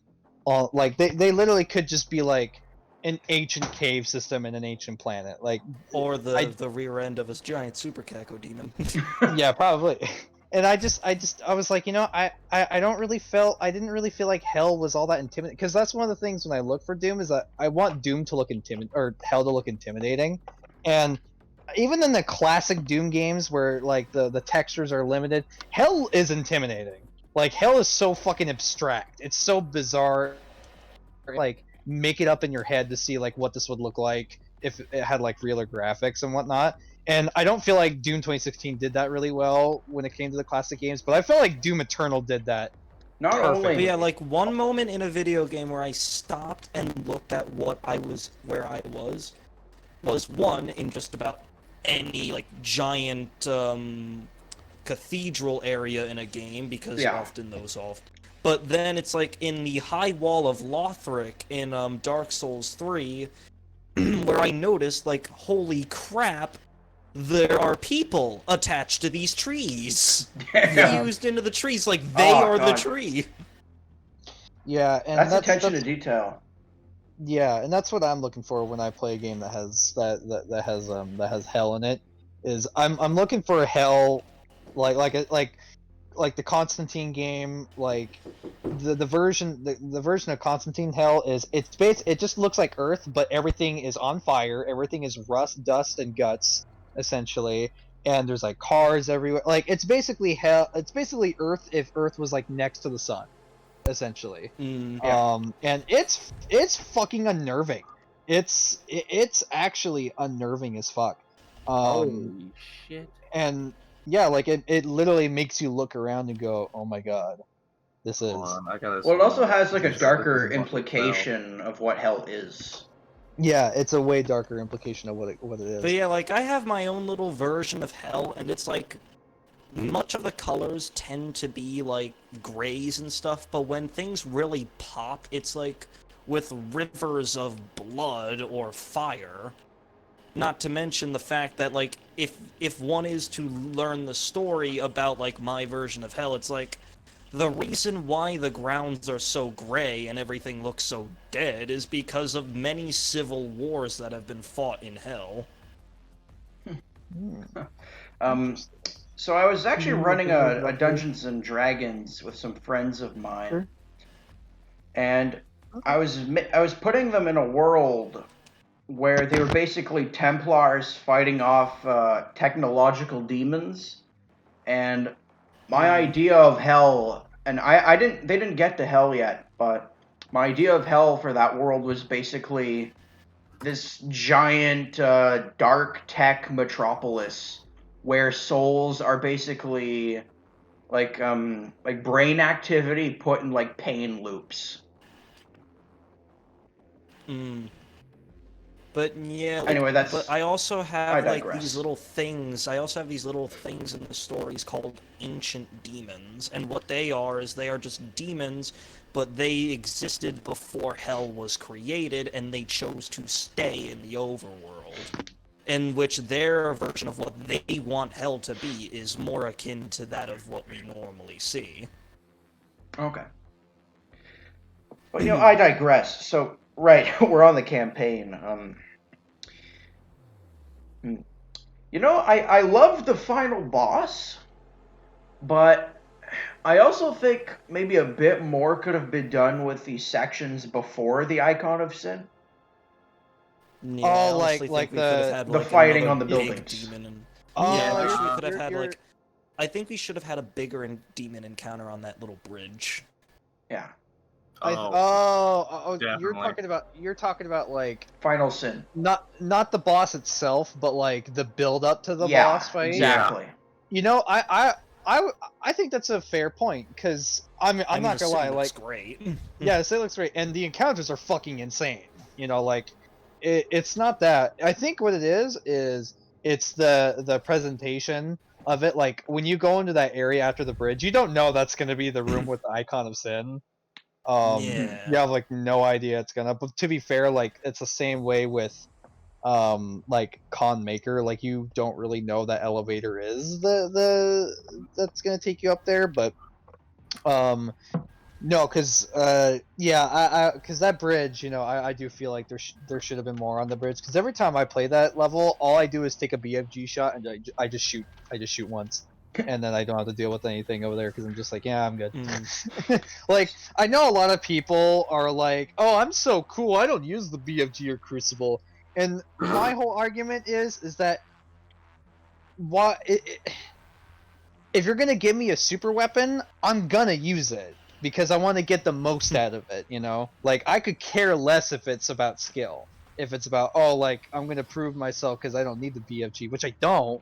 But why have it if you're not gonna use it? Yeah. You know, why have Exactly. ammo for it if you're not gonna use it? If you're not gonna use it, then it's just like it's like you know. So when I play Final Sin, I'm fucking using it because I think it feels so good to pop a fucking BFG shot and seeing all those fucking demons explode. It's amazing. And Actually, same thing with the Crucible. Oh my god. actually, now that you mentioned the Crucible, there was something I want to mention, but I forgot to say it last stream. And I was using the Crucible at the end of Taras Nabad. Mhm. I can't remember. No, you know what? It might have been a Slayer gate because there was a Tyrant, and I had my Crucible ready. I was going towards the Tyrant, and fuck me, I guess maybe the aim was just slightly off because I went through the Tyrant and used the Crucible on an imp. That has happened to me quite a few times actually, and it has pissed me off. It happens to me in battle mode when I get 3 pips of chainsaw fuel. I'm clearly going for like a zombie, but it goes for like the mank. It goes for like the prowler, and that is so bad because one of the rules about battle mode is that you never use a chainsaw on one of the bigger heavy demons. You never do that. Because if you do, you fuck yourself over because all that chainsaw fuel is gone, Yeah. and you basically Yeah, have I mean, to I'm pretty survive sure he until it comes ticked off back. the guy who summoned the Prowler because now he has to wait that long friggin' timer just to summon another one. It's probably Yeah, but me. it really affects the Slayer more than it does the demons though. If you do that, like Yeah. it's such a fuck up, and that happens to me a They lot. can still I'm not shoot you gonna when lie. you're chainsawing too. So Yeah, but you are invincible when you're in mid chainsaw. I've or taken mid damage kill. while I chainsawed. That must be lag then. Maybe. I mean, again, I have shit performance. But yes. Now, I don't want to talk about the lore just yet. That's actually the next section. But I do want to talk about like the main story as part of the campaign. And funny enough, as much as I love the Icon of Sin, like if you're looking on the screen right now, that guy is fucking great. But I was actually a little bit disappointed with his placement in the story. I don't like how you spend all this time going after the Hell Priests, and then once you kill them, it's like, oh, Icon of Sin, go get him. It's kind of like, I feel like the Icon of Sin should have been an actual integral part of the story to begin with.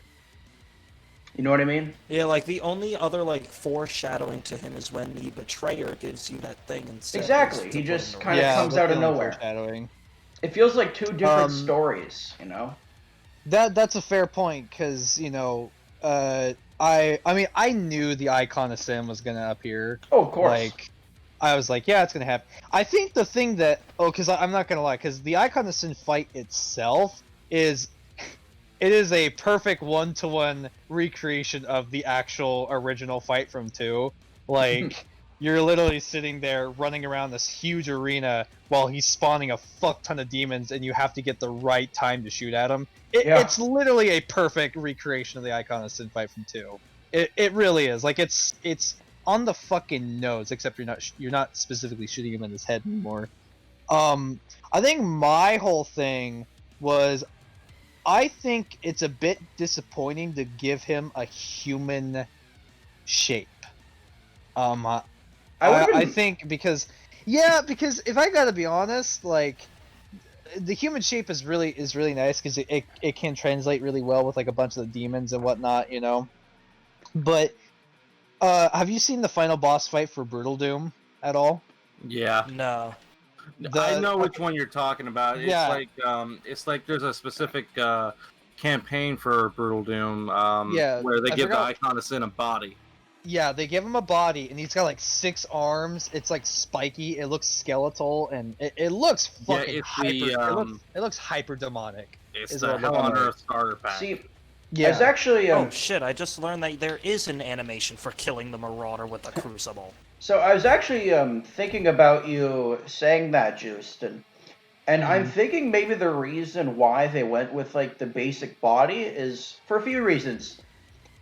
First off, the icon of sin is based on Baphomet, which is an old like an old demon Yeah, with a human it's body. an old demon that's supposed to Yeah. represent like the combination of good and evil, if I remember correctly. But So a lot of people I like looked it up. a lot of people like use the Baphomet as like Satan and whatnot. There's when he is actually- a completely different entity. There's actually no definitive description of what Baphomet is. However, No. in older days, the church accused the Knights Templar of worshiping it, and that was Yeah. the reason for taking them out. Yeah. But I also think it might just be the fact of like, it's the icon, so maybe having like a simple body and focusing on the face is, kind of like, no, crazy claws or anything. It's, it's the icon of sin, I'm guessing. Personally, Oh yeah. Personally, if I was, like, I like the design, but if I was going to make it crazier, I would have given him wings. Oh yeah. I would have given him big wings. The thing about it is that like, and the reason why I fucking love the Icon of Sin fight. It is literally the Icon of Sin fight from 2. The reason why I don't really like the fact that they gave him a human body was because in 2016, you do get to see the dead Icon of Sin, and it does say that his body sprawls out for miles. Yeah. And I but was yet he's expect- not that okay. big. You know what I was expecting? Let me Testing, can you hear me? Hey! Oh, yes, we can hear you. Welcome, Profectus! So, Hey, how's it going, everybody? doing good. And now, Profectus, glad you could join, just to catch you up. We went through a recap section, and we're now in campaign. Okay, have we discussed the Dr. Samuel Hayden? Not No, yet. not yet. Okay, good, because that's the part I cared about most. I actually feel like they changed his voice actor. Really? Yeah, like something just sounds different. No, about Samuel Hayden in Eternal. it's the same voice actor. It's just he's doing the voice a bit differently. All I It's know is more that I on the like it. tone than Yeah, I like it it. was last Like game. it sounds like there's a lot more enthusiasm in it. Okay, here we go. So I'm gonna show you a a creature from the Onimusha games, and this is the final boss fight of Onimusha, and he's basically that universe's version of Satan. And his name is Fortinbras. Oh Jesus, that. You Sounds know big. Fortinbras. You've played Onimusha. Yeah. So this is kind of what I was hoping they would give him. Like, this is the kind of shape I was wanting him to take. It's something like this. What? Because his Oh! body, yeah, something like that. Forts and bras. Nice. Fortinbras. So, wait, which character are we discussing? But yeah, Icon- whenever Icon I, of Sin. whenever I want to Okay. give a big monster a pair of wings, for some reason I just get an overwhelming urge to give it a tail. Dude, you are becoming Dr. Samuel Hayden with your glitching. I don't know if it needs the tail part. It's cool. I don't know, just like it just happens. Like when I'm trying to draw something and I give it wings, I just start drawing a tail. See, And I think don't know but- why. Now, the Icon of Sin, as much as I love big, buff enemies, okay, And you cannot lie. Okay, muscular Big, enemies are cool. beefy boys. Yeah, exactly. I really imagine the Icon of Sin as a serpent because of the giant tail, not tail, like spine that you see in the Yeah, 2016 campaign. because So- that's. And here, let me show you guys what the Icon of Sin looks like in Brutal Doom. For people who don't know what he looks like in Brutal Doom, this is what he looks like. And I really wish they made him look like it's either that or this, because I think these two would. Because you'll see why I call it hyper demonic is because he literally looks like something straight out of the pits of hell. Like It's- out of the deepest pits you can possibly go. Deepest, Yeah, the deepest deepest. fucking pits. Yeah, like here, hold on. The If I don't image recall, didn't doesn't he have like several limbs? He Yes. did. Yeah, hold on. Let me I need to find a higher quality picture of it. Here we go. Here we go. Okay, download file. Yes, just do it, please. Do it. Do it. My young apprentice. Okay. All right, here we go. Here we go. So this is what he looks like in Brutal Doom. Yep. Oh yeah, I've seen a picture of that. General Kenobi. No. Fucking hell. General Joel. I'm sorry. Who's Joe? Icon of Sin. You're shorter than I expected. Darth Sidious, I am happy to perspective. tell you that the Jedi known as Obi-Wan Kenobi has been terminated. How did you do it? I did a Joe Mama. Oh god. Oh man. But yeah, that's kind of what I wanted him to be. I didn't want, well, like I said, I don't mind the human muscular look to him because he does look fucking badass, you know. And when you like Well, I start mean, sucking off his meat on his skin. It's just like the problem is he looks incredibly simplistic compared to a Yeah, lot I of think the that's- other. Yeah, But I think that was the point, though. yeah, I just, Okay, so it was I once think- said that. I Oh, get sorry, that you that's can I get that's probably supposed to be the point, but I don't care that it's supposed to be the point. I want him to look like the fucking king of hell, okay? To be honest, agreed. I wish his armor was what was Oh, my crazier. game crashed. That is My true. game just crashed. I do Okay, wish his so- armor was more nuts. So I have to say this. A key principle of designing is that you have to take away from a design until you could take away no more. I think they took away a bit too much from whatever crazy things they had cooking, because the muscular body has no sort of iconic, pun intended, traits to it aside from the head. Obviously, the head is the The head is face that you've perfect. always seen. Yeah, the Yeah, head. it's- You've yeah, it's always a seen that face. Perfect recreation. Yeah, Right, of course. Yeah. But the body is very forgettable, and he looks just like a downgraded Baphomet. I know I keep bringing that up, but You know what? I freaking love that map. You know what I think? You know what I think hurt the Icon of Sin even further, though. It's the fact that Is you. it that he wasn't on Earth long enough? Well, it's fucking hell, man. It's It's the icon of sin is on Earth, the stronger he will become. well, I think what really hurts is by the time you actually see the Icon of Sin, you've already seen like 15 Titans across the game. Yeah. Well, You've that's al- true. And that's another thing That too. have is, a like, lot more going with Rename their this game designs. Attack on Titan Eternal. I would have rather had a Titan fight so that way the Icon of Sin would look different. Because like because I'm kind of sad the Icon of Sin had to fuel the Titan roll. But yeah, like I understand because trust me, like I love the whole idea of like symbolism of games, right? Like one of the reasons why Pyramid Head is like from Silent Hill is such a fucking iconic creature is because not only does he have a giant fucking pyramid for his head, but like the pyramid is supposed to represent the main character's like weight he has after his wife has died, and that head is pretty much that weight. Oh, I essentially. remember So he's, that. like- Yeah. So he's essentially like having a hard time like pulling that weight. That Give game me fucking 1 second. depresses me. Well, let's see. Originally, the Icon of Sin in Doom 2: Hell on Earth was obviously a stand-in for Satan himself, but I feel like a lot of the novelty of that has worn off because of this overly complicated lore that they added. The Icon of Sin is like, how do I put this? I mean, you're expected to know who he is, and that's supposed to carry the weight of his character. But aside from that, he's just a big monster, and then everything else is just this like weird story surrounding.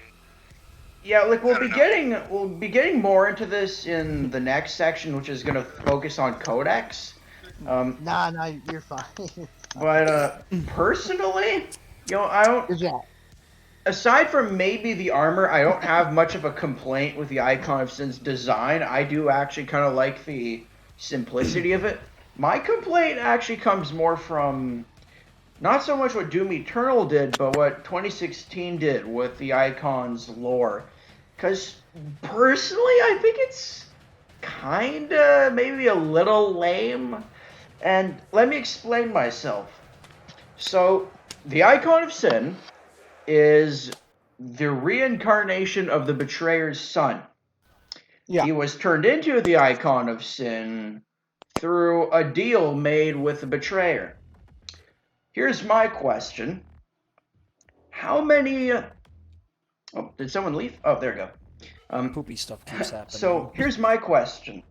Very poopy stuff. With all of Hell's power, with the Hell Priests, and with probably a lot of dead Night Sentinels, what is stopping Hell from creating 100 Icon of Sins to ravage Earth? I think I guess it's just because there could only be one Why though? avatar of the Icon of Sin. But why though? I What think, is the icon? Oh yeah, dang, you're right. It's never defined what the icon Like, really here's the is, thing. aside Yeah, from. that is a good point. Yeah. I mean, here's the thing. Yeah. With the collector's edition, I got a lore book with it, which is basically like a sequel to the Slayer's Testaments. And there is a point they talk about the icon of sin as like the champion of champions, the fiercest of all, but it's kind of like still doesn't really been clarify Dead what for it is. so friggin' long. I guess my best Some. speculation is that maybe the icon of sin is not so much an entity as it is maybe an idea made manifest. But again, I don't really have any water to go on. it's a hard topic. Or actually, you know what? Hold on. Or fuck, never mind. I packed my collector's edition in my boxing for moving, so I can't grab it right now. It's a hard thing to wrap your head around because like the icon of sin is such an interesting section of the game because like when we all played Doom 2, we all considered the icon of sin to be Satan, but like Right. since 2016 and Eternal are now canon, they are basically Doom 4 and 5. That means that like it isn't like the main, because the Dark Lord is pretty much like the big bad guy, right? Yeah. But like it's hard because it's the only way we really could figure out is like by theorizing. My whole theory is that like, and again, you don't have to believe this, but like the way I see it is that like there can only be one, like what Profectus was saying, there can only be one icon of sin at once. And it's almost like the thing about like Borderlands where there can only be 7 sirens in the universe at once. There cannot be more. It is physically impossible. And I think that's the whole thing. And I think the reason for its being is like, yes, you could say like, oh, like, there should be like millions of icons of sins and whatnot because so many sinners. I think it's the implication of how much of the sin did it affect. So like in the Betrayer's case, he literally wiped out his entire fucking like people. Everyone died. Billions of fucking Argentinians fucking died. Argentinir fall. Everyone fucking died. They all got sent to hell pretty much. And I think with such a huge weight and such a big sin to like the whole idea of like selling your soul or like saying a deal with the fucking devil and kind of shit, it's the hugest sin he could ever did, and it produced so much energy for the Hell Priests to actually create the icon of sin because it takes a lot of power to create one. And I guess that's probably my theory, is that like the icon of sin can only be created when the ultimate sin has happened, and that sin represents the sin that was pretty much done. That's my theory. Might I add? But I don't know. That could be So- completely wrong. Going off of that, I was trying to remember. I was trying to pick the recesses of my brains, but I can't quite remember where I heard or read this. But isn't the icon of sin just supposed to represent all of the sin of humanity? I don't Pretty really much. think you can't have all of the sin of humanity, and then have another guy and say that he's also all the sin of humanity at the same time. That's kind of paradoxical. I think it comes down to what is the icon of sin. None of us really know, you know? Greetings, fellow human. Here, you might have to unmute his mic because for some reason his mic is muted. Hey, Shadesmaster. I cannot hear him for Let's some see. reason. No, he's not muted. He just needs doesn't to have a activate mic. his mic. But yeah, the icon of sin is a huge mystery. I I wish he looked like what I A showed. little crazier. I want him to look fucking stupidly, ridiculously insane. But they gave him a Kind of human like how I body. want the whiplash to be ridiculously longer. Yeah, you want him to be as Plot you know, twist. you know that They, picture they, of they patch it, and And now he's Lazuli- just a wall texture enemy like in Doom 2. And It- Lazuli that wants the picture Whiplash of, to have nice titties. the picture of Oh my Fortune God. that I put. Hey, if I want my snake girl to have something nice, I want my snake girl to have something nice. Well, if you want that, then you should just play God of War 3 and fight the Oh Medusas. shit, that's right. I forgot about that. But Yeah, like I'm like someone who just like can't help but make like if it's got a tail, I want that tail longer. If it's got a neck, I want to have that neck longer. I don't know why I do it, but like I designed this like character like a few months ago, and it was supposed to be like a lamia, and like you know what those are, right? I think. I have like- no clue. half person, half snake. So let me look for it because Isn't that a Harry Potter thing? not really. I know that they're used a lot in pop culture. I know that there are some anime that use them, some video games that use them. I know Oh, that, wait a minute. Now I remember. Elder Scrolls they did that in, Online has them. They did that in Elder Scrolls. They did that on that what was that show? What was that one anime? Naruto. Monster They did that Musume. too. So I think I just listed off an anime name that I'm going to regret when somebody looks up. So a Just don't- Eh, Profectus. whatever. Just don't look up Boku no Pico. You'll die. No, it's too late. One of my friends at a summer camp already showed the whole thing to me.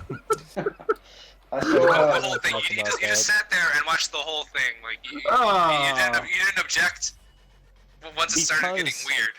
Because in return, I got to show him something I wanted to show him, and however, here's the thing: he showed me Boku no Pico. I showed him a shitty television show called Shin-Chan have a crossover with Shin Godzilla.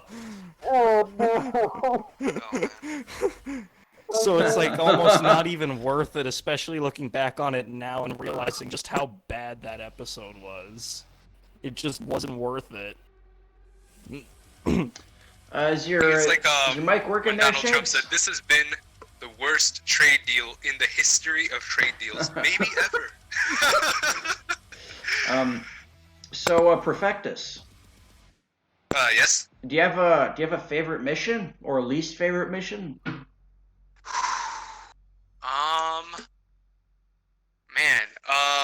It's a tough question. I think my least favorite mission is I forgot which one. I forgot what it's called, but it's the ice mission. Really? Oh, Cult dude, of Okay. Space. Ultra Space? Yeah, Cult of Space. Just simply because it had so many puzzles that just weren't Get very good. obvious. No, I'm joking. Yeah.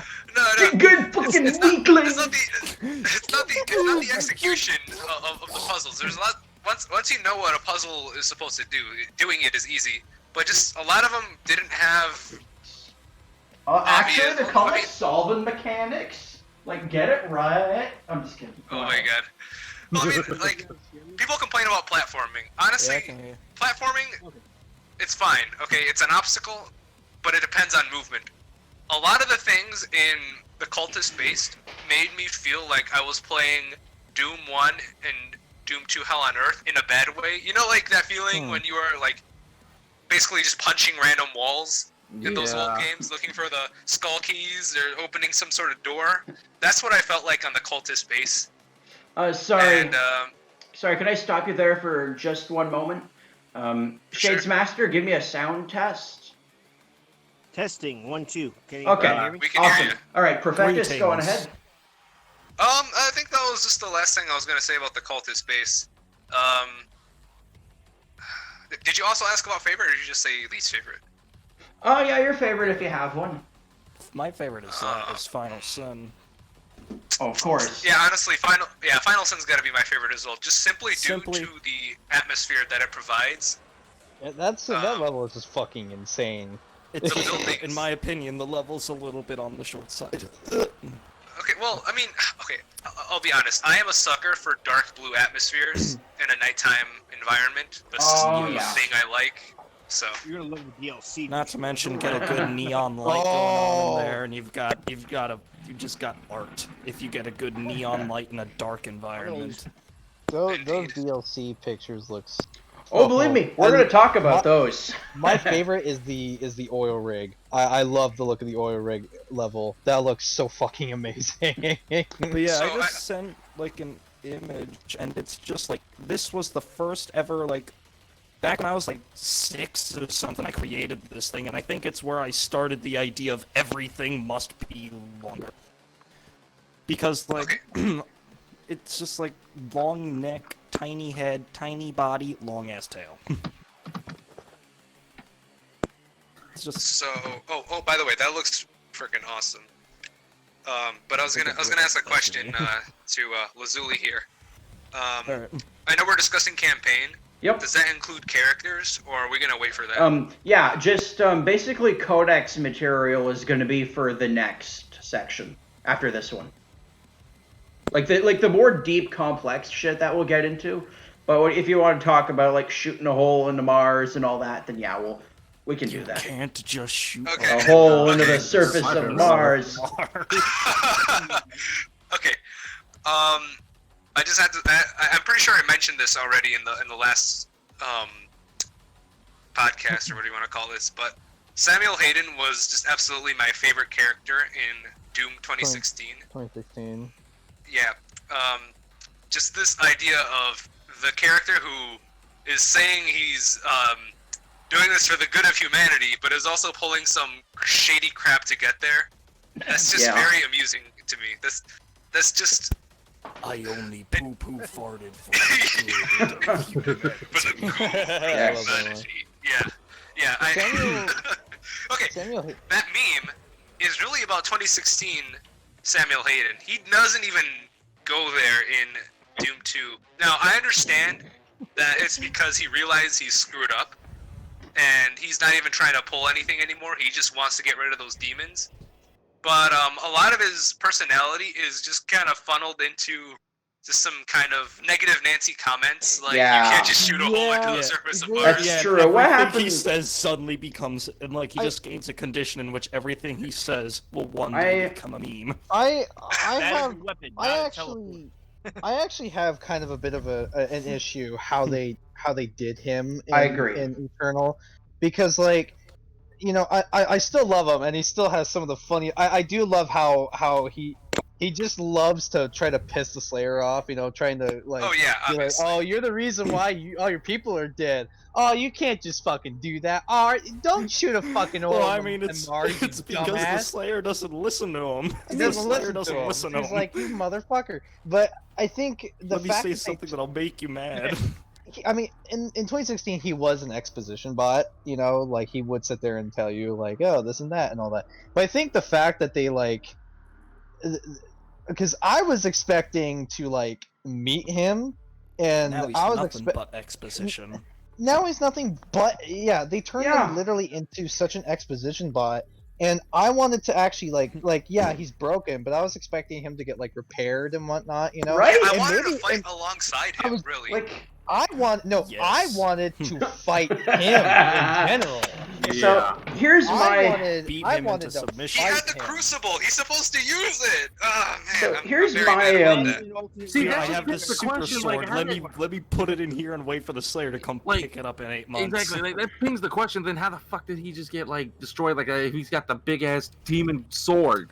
I mean, Like, like there's come some on, dude. Marauder hiding in the corner. Shoved him up. Like him and like the Archvile and the Pain Elemental. They're like, there he is. 3, 2, 1, get him! Oh fuck! His eyes weren't open. He just didn't see. You know what happened? He had headphones on. He couldn't hear Dude! us. Dude! Okay, let me ask you this, alright?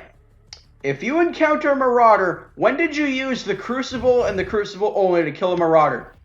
There you Final go. Sin with cheats on. That's why Samuel Hayden didn't Yeah. make it.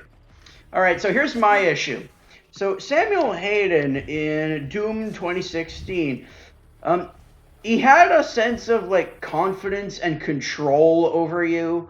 Like, he'd be, like, I apologize for the situation that has happened here in this facility. Such a However, presence that he has. yeah, he Even had. if the Slayer spends like the first mission and a half, Yeah, just like- punching every monitor that he speaks. He from. just had this like controlling presence, even if he wasn't in control.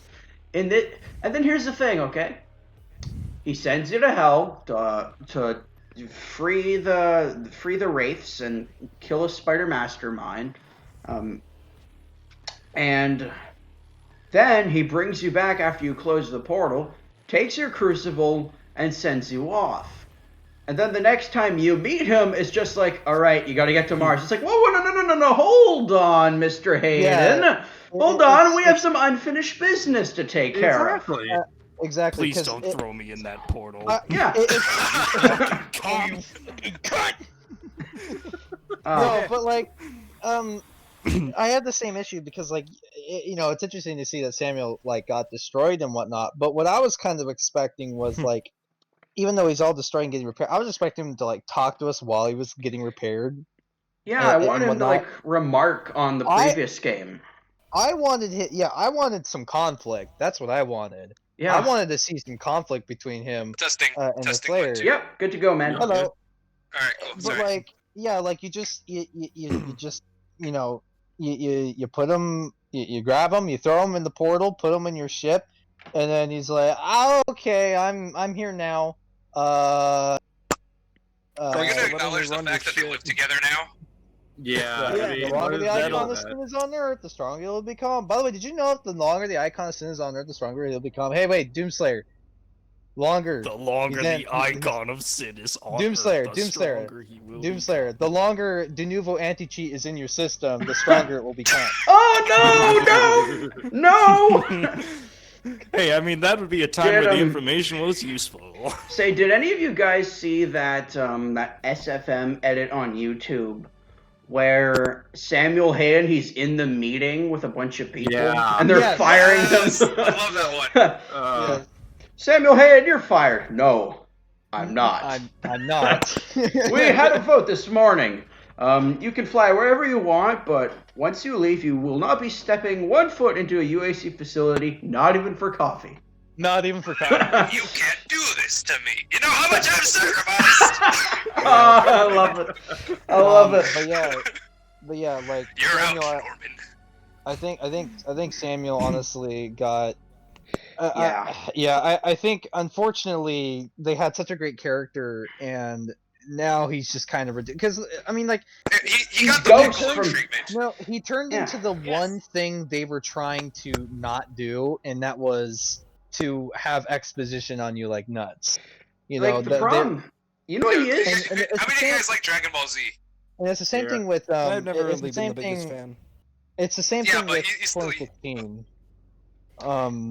Yeah, it's the same thing with 2016 because like 2016, yeah, they most of the story is not even there for you, but then like there's that one section where like you're sitting in that room with Samuel Hayden and you literally have to wait till he stops speaking to you so that way you can go. So it's like for a game, that's the one of the big criticisms that I do kind of have to give Doom is that like for a game that's so anti-story, you're really kind of shoving a bunch of exposition down Yeah. our throats, and Oh, you that are. reminds me. Sorry, That finish is a your weapon, thought. not No, a it's okay. No, teleporter. But no, you're okay. Okay, so the Slayer is actually a character I think they mishandled a lot in this game as well, because in the previous game, like you said, there was this huge focus on the rejection of narrative in a sense. Obviously there was a story, but the Slayer said, no, I don't give a crap. Here, Yeah. the Slayer kind of gives more of a crap about the characters talking in a lot of scenes, and I felt kind of betrayed. You could tell that he's taking the characters seriously, and I didn't like that. Like, Well, Well, I'm pretty sure if he arrived in Super I- Gore Nest without any assistance, like from Samuel Hayden, I'm pretty sure he wouldn't even know what the hell he's doing. Yeah. well, I mean, okay, Samuel Hayden, I guess he's listening to just because. I mean, he did seek out Samuel Hayden, but like, there's like the Ghost King guy, and you see him just kind of kneel down, and like, okay, I get that like that was his leader and whatnot, but like, that kind of represents how I see the Slayer in Doom Eternal versus how I see the Slayer in Doom 2016. Like, Oh, I think I can see He still what you're walks out talking in the about. end, though. He still walks out. he does back out. He do does. He that. does. I don't think he was the complete 180 on what he's supposed to be, but I feel like they added in a lot of elements that could have just been avoided. Like, okay, I get it. He does respect his king or whatever, but they could have easily just not had him there. My whole Sure. thing is that I'm not against the whole Doom shouldn't have a story thing. In fact, like I kind of think It that's needs moderation.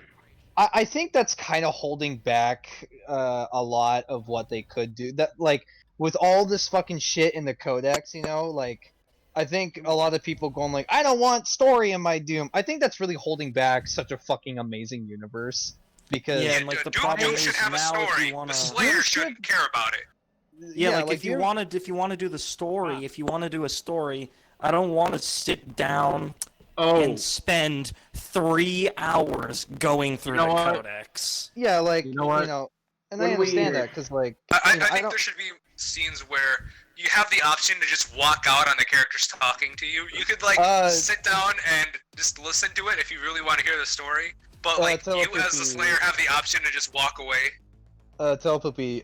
No, actually, they never did. Yeah, I was just explain about the to in say between. that. Yeah. I They think didn't really- my- That's a big my- complaint, actually. I think yeah, I won't lie, that was a little weird, but I think what they're gonna do is they're gonna have that as DLC, because I do know the first season's gonna have 2 DLCs, and I know they're gonna have like depending on how well the DLCs do, which I'm pretty sure the DLCs What's gonna be are gonna DLC? are- Yeah.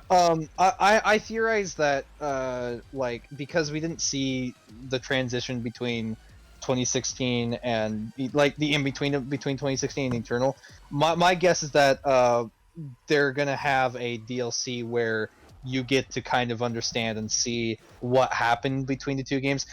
Keep in mind that Eternal and 2016 take place 2 years apart from each other, so there is Okay, a lot Crazy hold on, idea. hold on. time there. That's one thing I actually got a question. Okay, so it says like in the beginning of the game, like it's 2150, right?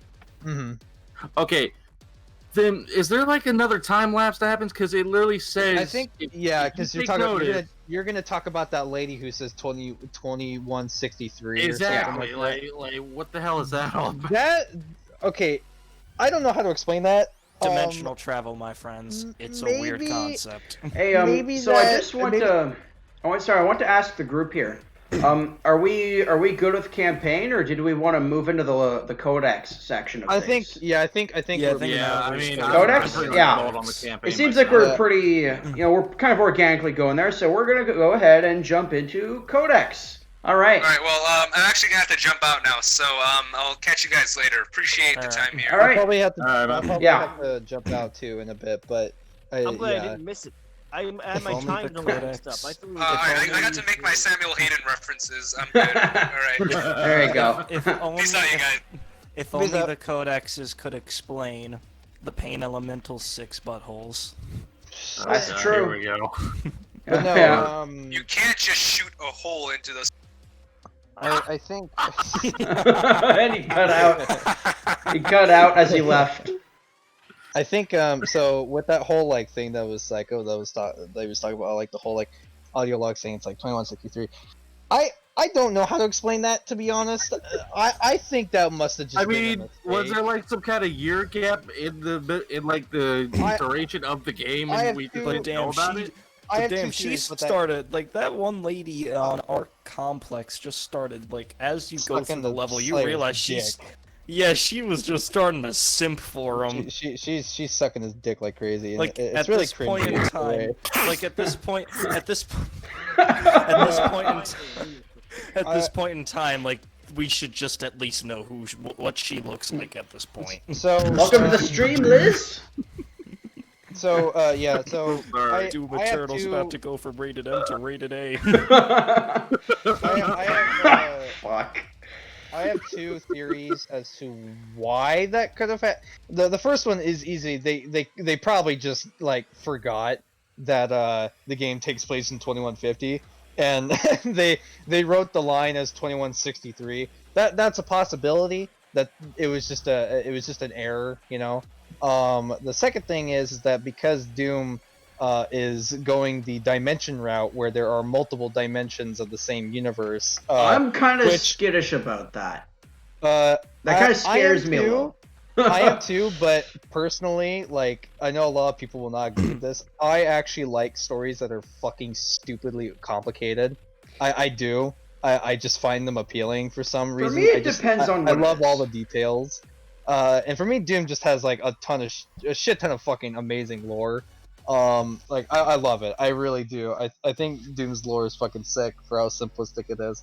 But like either that or there's some dimension overlapping happening, and that wouldn't surprise me because like the whole hell isn't supposed to like because if you look at like if you go into the open your books to like the Bible lore, the Christian lore, all right, hell We are isn't about to be supposed good to Christian boys. demons aren't supposed to be on Earth. They're not. They are physically not supposed to be on there because if they are, unless they are allowed to, it can fuck shit up so bad, like very badly. And what I I think mean, is after all, the happening Icon of Sin's presence himself is powerful enough itself, to like alter the space-time continuum. and I think that's what's going on. Is that like because hell is not supposed to be on Earth, in the first, like literally in the first place, hell is not supposed to be on Earth.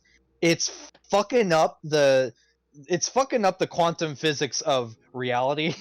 Like it's fucking up like the dimensional existence, and that's probably causing like weird fucking things to happen, like that audio file being from 2163 because of all this shit happening. Because here's the thing, Right. another thing it could be, and me and someone else was talking to us, it probably is because time moves differently in hell than it does on Earth. So that's the third thing, because I almost completely forgot about that. That's the third thing it could be. So what it could be is that because you're going to like hell in certain areas, years go by on Earth, meaning that when the invasion starts in 2150 and Doomslayer goes to hell for like an hour, 13 years go by, pretty much, and that could be what's going on, because that actually does make sense, because that is an actual thing that does happen in real life. Like if you ever go into like the scientific ways of how a black hole works, right? Now granted we can't actually test this, but I forgot what movie it was, but a movie actually dabbled with this idea where when you go near the event horizon of a black hole, it actually does warp space-time. It actually does. And what that movie basically showed was that like this ship that went into like near a fucking black hole was in the event horizon for like 30 minutes, right? And in the event of 30 minutes, the people on that ship weren't affected. They weren't affected by it or anything like that, and they're just as they are. But when they get back, there's that scene where the guy is looking, and like his son that he left when he was like just a baby is now like a 40-year-old man, and whatnot. And like his daughter is like 90 and whatnot. And that could be that could be what's going on. When you At least going that down, didn't.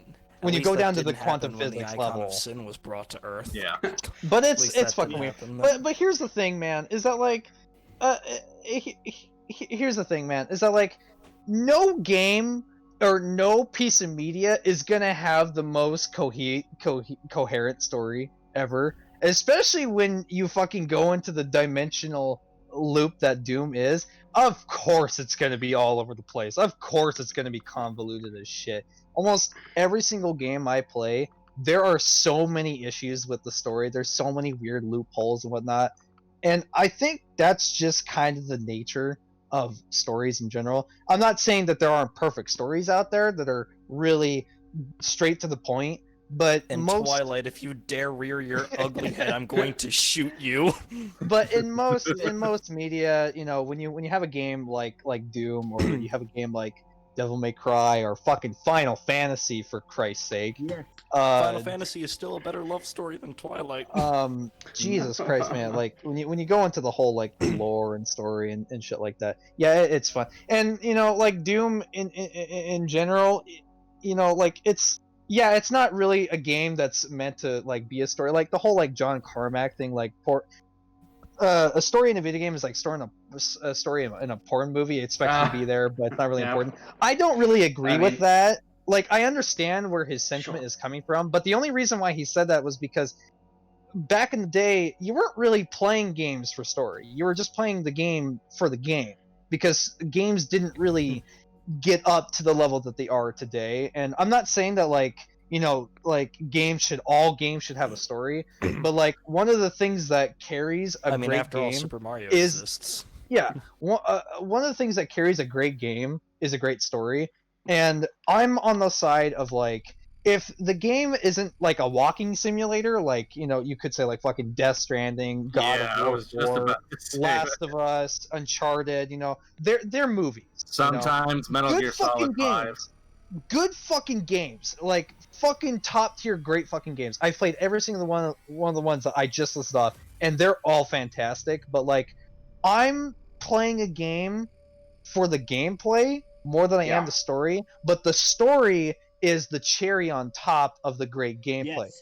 Devil May Cry, for instance, like a lot of people say that DMC has like a really like shit story, and like it's not even important. Basically, like DMC has the same issue as a lot of people go with Doom for some fucking reason. But then Devil May Cry 3 exists, and Devil May Cry 3 probably has the best story like the series ever will have, because it follows this particular storyline called the hero's journey. You'd have to look it up because it I would know take what like that an is. hour. I know the hero's Yeah. Story fan knows what the hero's journey is at this point. And Devil May Cry 3 hits the hero's journey on point. Every part of the hero's journey is in DMC 3, and that's what makes that game that's what makes that game's story mode so impactful. Is that like when you see the conflict between Dante and Virgil, how different they are, it's so fantastically well done.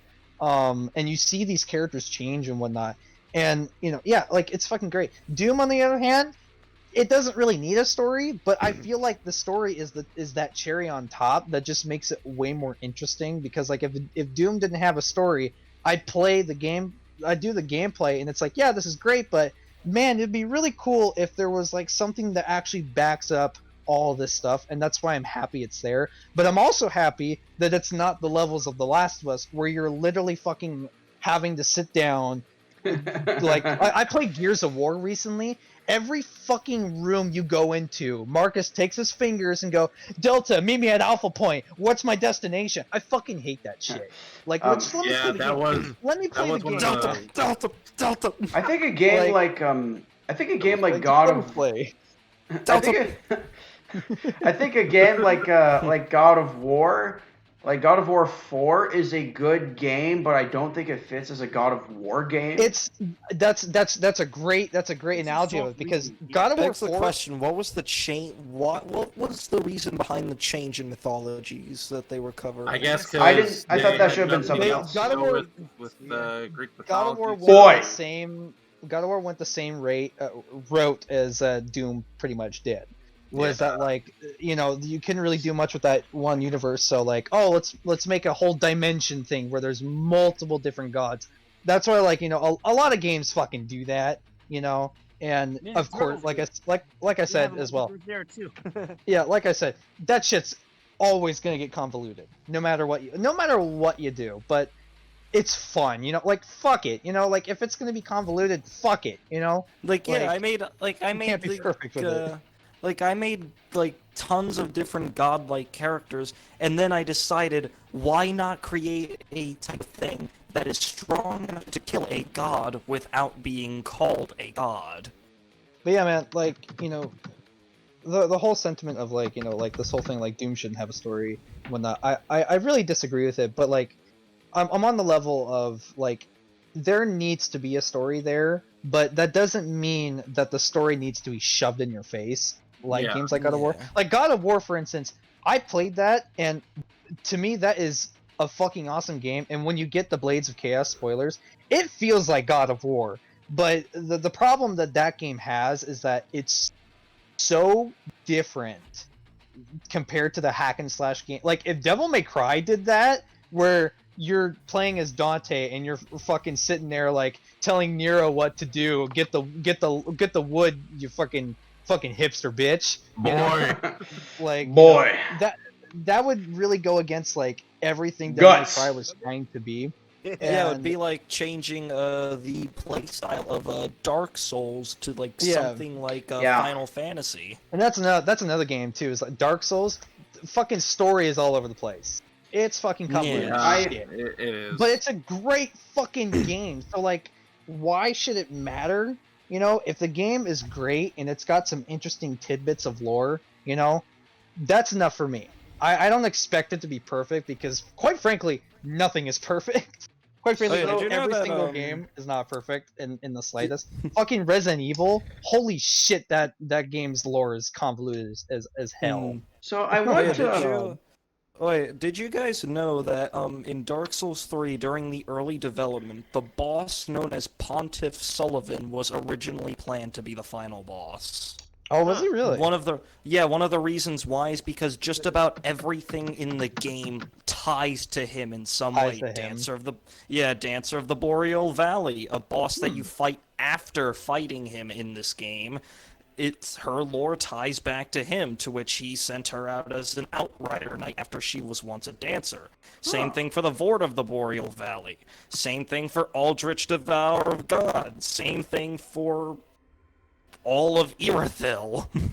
And you know, And this Orlando. Like, I'm looking at this comment that Telepoopy said, and I really do think what he is saying, he's got a good point here, but like when it comes to like a certain aspect of like games, because he says I prefer world building and consistent internal logic involved. I just don't think Doom lore can be taken seriously with the same of Doom is that it is inherently silly, and it is. And I think that's the point, is that it isn't supposed to be taken seriously. Yeah, And I mean, if you really when think you- about story in Doom, it's just more like it's like a context kind of thing. And I think if you try to take Doom lore seriously, I think you're playing it for the absolutely wrong reasons. Yeah. Because like I think Doom in general is just a game where you're a big angry dude and you just kill demons. And you know what? I think you know, a pretty simplistic thing might sound so fucking like underwhelming and just so bland, but that's kind of what makes the game so unique, is that it doesn't give a fuck. You know, because so many games try to take themselves seriously. Like, one of the biggest complaints I have about the newer Resident Evil games when 5 and 6 came out, right, was that like Resident Evil 4 is so dumb. Everything about RE4 is the dumbest shit ever, and none of it makes sense. But why it's so good is because the characters know it's stupid. The characters, I mean, that entire game, like fucking Sadler is like making jokes like, he's like, I don't like Americans. I watch American movies, and like you all suck. And then Leon's fucking sitting there making like dumb big action hero quotes to like all the main characters. Like he's like, Salazar's like, I've sent my right hand to dispose of you, and Leon's like, your right hand comes off, and it's like, God. it's like it. And then like Yeah. RE5 and 6 came out, and they take themselves way too seriously. Yeah, just that like, this is. I think 6 was the worst of it all. Oh honestly. Jesus Christ! Like no one's making funny jokes. I mean, they're trying, but like no one's making real funny jokes. They're taking it so seriously, and like it's like that's not fun. Like, you know, like I get it. That's why I love Halo so much. I mean, Halo, yeah, there's a serious plot to it, but there's a lot of goofy shit that happens in Halo. Okay, Hey, like can we- just, my God, just go to a grunt, and that's where it all Yeah. starts. like yeah, Just walk up like to a the grunt. story is the story does take itself seriously, but Listen there's to it mouth bits and you off pieces as it of it. runs away. Yeah, or that section in Halo 3 where there's that one at the very end, there's that one grunt that's like at that little platform thing where you're having to drive the Warthog before the entire fucking like arc explodes, and everyone just gets out, just stands next to this grunt, and this grunt's like, he's not shooting you, and he's, I don't remember what he says, but he's just like fucking ranting about you, and it's like, this is why I play this game, is because it's hilarious. It doesn't take itself too seriously, and that to me that I like a story that knows it's ridiculous but still goes with it and just has Can bits and pieces of quips here. so Pretty much. can we talk about that episode of Hell It's Made, brought to you by Samuel Hayden and Necropole? The Argent energy is produced by the assholes of humanity, combined with the spit of hell. Once it's beaten enough into a good, wholesome meat, it's turned to Argent energy. They have you to thank for this. God. Oh yeah, that's Yeah. right. Oh yeah, that's Yeah, right. it's So just much, so much of the lore of Dark Souls 3 connects to Pontiff Sullivan that even the lore of the first DLC connects to him in some way, in which he is from the painted world of Ariandel. Crazy shit, man. I mean, story and fucking how it all should be. You know, it's nuts, man. I think now this is actually the lore topic is actually something I want to discuss for a while, because this is actually where my downside comes to this game. Mm-hmm. I actually preferred the lore in 2016 because they kept I it think simple. Like here's the thing. It was detailed, but it was simple. It was like, all right, human experiments on demons in a program. Simple premise, but they got into detail with it. In this one, it's kind of like, I don't know, and then the angels of Urdak came to Argenta, and they gave them the machine that turns them into holy and just, but then the demons came, and then the demon attack came, and then they built a machine in hell, which is used for souls, but they didn't know that yet until later when they went into hell. Yeah, and learned of it, and say it turns that, out I'm that just Urdak betrayed them. picturing- Oh like, my God, I'm I just can't take it. picturing- Like, I'm just picturing, like, as you say that, like, I'm just picturing, like, a spiral showing up and Samuel Like- Hayden in a T-pose just slowly floating in the floor. Just fucking floating into space, telling you all this exposition. And then we used Samuel the Baker. and then we used the semen of the demons mixed with the nostrils of Argenta, and then we became Argent energy, And then we used the titty milk of a maker. Fuck. You can tell, like, and that's kind of what makes it special. You can tell they were just pulling shit out of their ass for the story. They were like, all right, angels and giant mechs, and big giant whale. Now everyone is dead. Whoa, seraphim. Okay, okay. What else do we got? What else do we got? I want to talk Floating about space castles. now. Space I do. castles, yeah. Now I do want to talk carrying about cathedrals. I do want to talk about the point of lore that I do like, and it's what you see on screen on stream. That's the lore that I like in this one. I thought that was pretty fucking sick. I love the Like- confirmation that the Slayer is in fact the Doom guy, and I like the lore that's written here because it actually shows his rise to being the Slayer. Yeah, See, they I They understood. did that, and I really enjoyed how they did that too. I How love that how he you was actually just, got to see where he's at. He was just a barbaric outcast, but his sheer hatred for the demons rose him to power. Even though he didn't give a shit, you know, he was revered by the Night Sentinels around him. You know? Oh god, yeah. You know, I thought that was Yeah. amazing. Yeah, because I'm not gonna lie, like, I'm actually more happy that Doom 2016 is not a reboot anymore. It's a Yeah. it's a soft reboot. Because, like, you know, I don't mind reboots most of the time. DMC. Godzilla. Sumo knows. I don't Godzilla mind every 15 years. I don't mind reboots, but, like, you know, because, like, Doom is fucking crazy. Because, like, you have Doom 1 and 2, and then Doom 64, which are all canon to each other, and then Doom 3, which is like a whole new universe, and then Doom 4, which they were like, yeah, it's a whole new universe, and it's like, can we have a consistent, like, you know, like, timeline of each game? And that's what made me that's what made me really, really happy that, like, he is the original Doom guy, because it's like, oh, so now it's consistent. Like, Now it all ties, and it makes his character like even fucking stronger. Like, Yeah. Oh, yeah, did you know that, you know you're playing a fucking badass now. Since Did you he know is the that original during the span of 2010 to 2020, Godzilla has had 3 reboots? Oh, Yeah. fuck. The 2014 What the movie Shin Godzilla and the anime trilogy. Oh, boy. Yeah. Yeah, fuck, Godzilla's all over. Dude, Godzilla's all Oh over. yeah, yeah, Um, yeah. 'Cause, Like, you wanna talk However, about if I remember one of the correctly, Shin 3 Godzilla was was supposed bad. to be a remake of the original. the Godzilla. original, it Yeah. is. Yeah, Yeah. it's because the original, the whole like symbolism of the original is that it's supposed to show like the effects of nuclear war. Where like I believe Shin Godzilla is supposed to be like the effects of firebombing. I believe.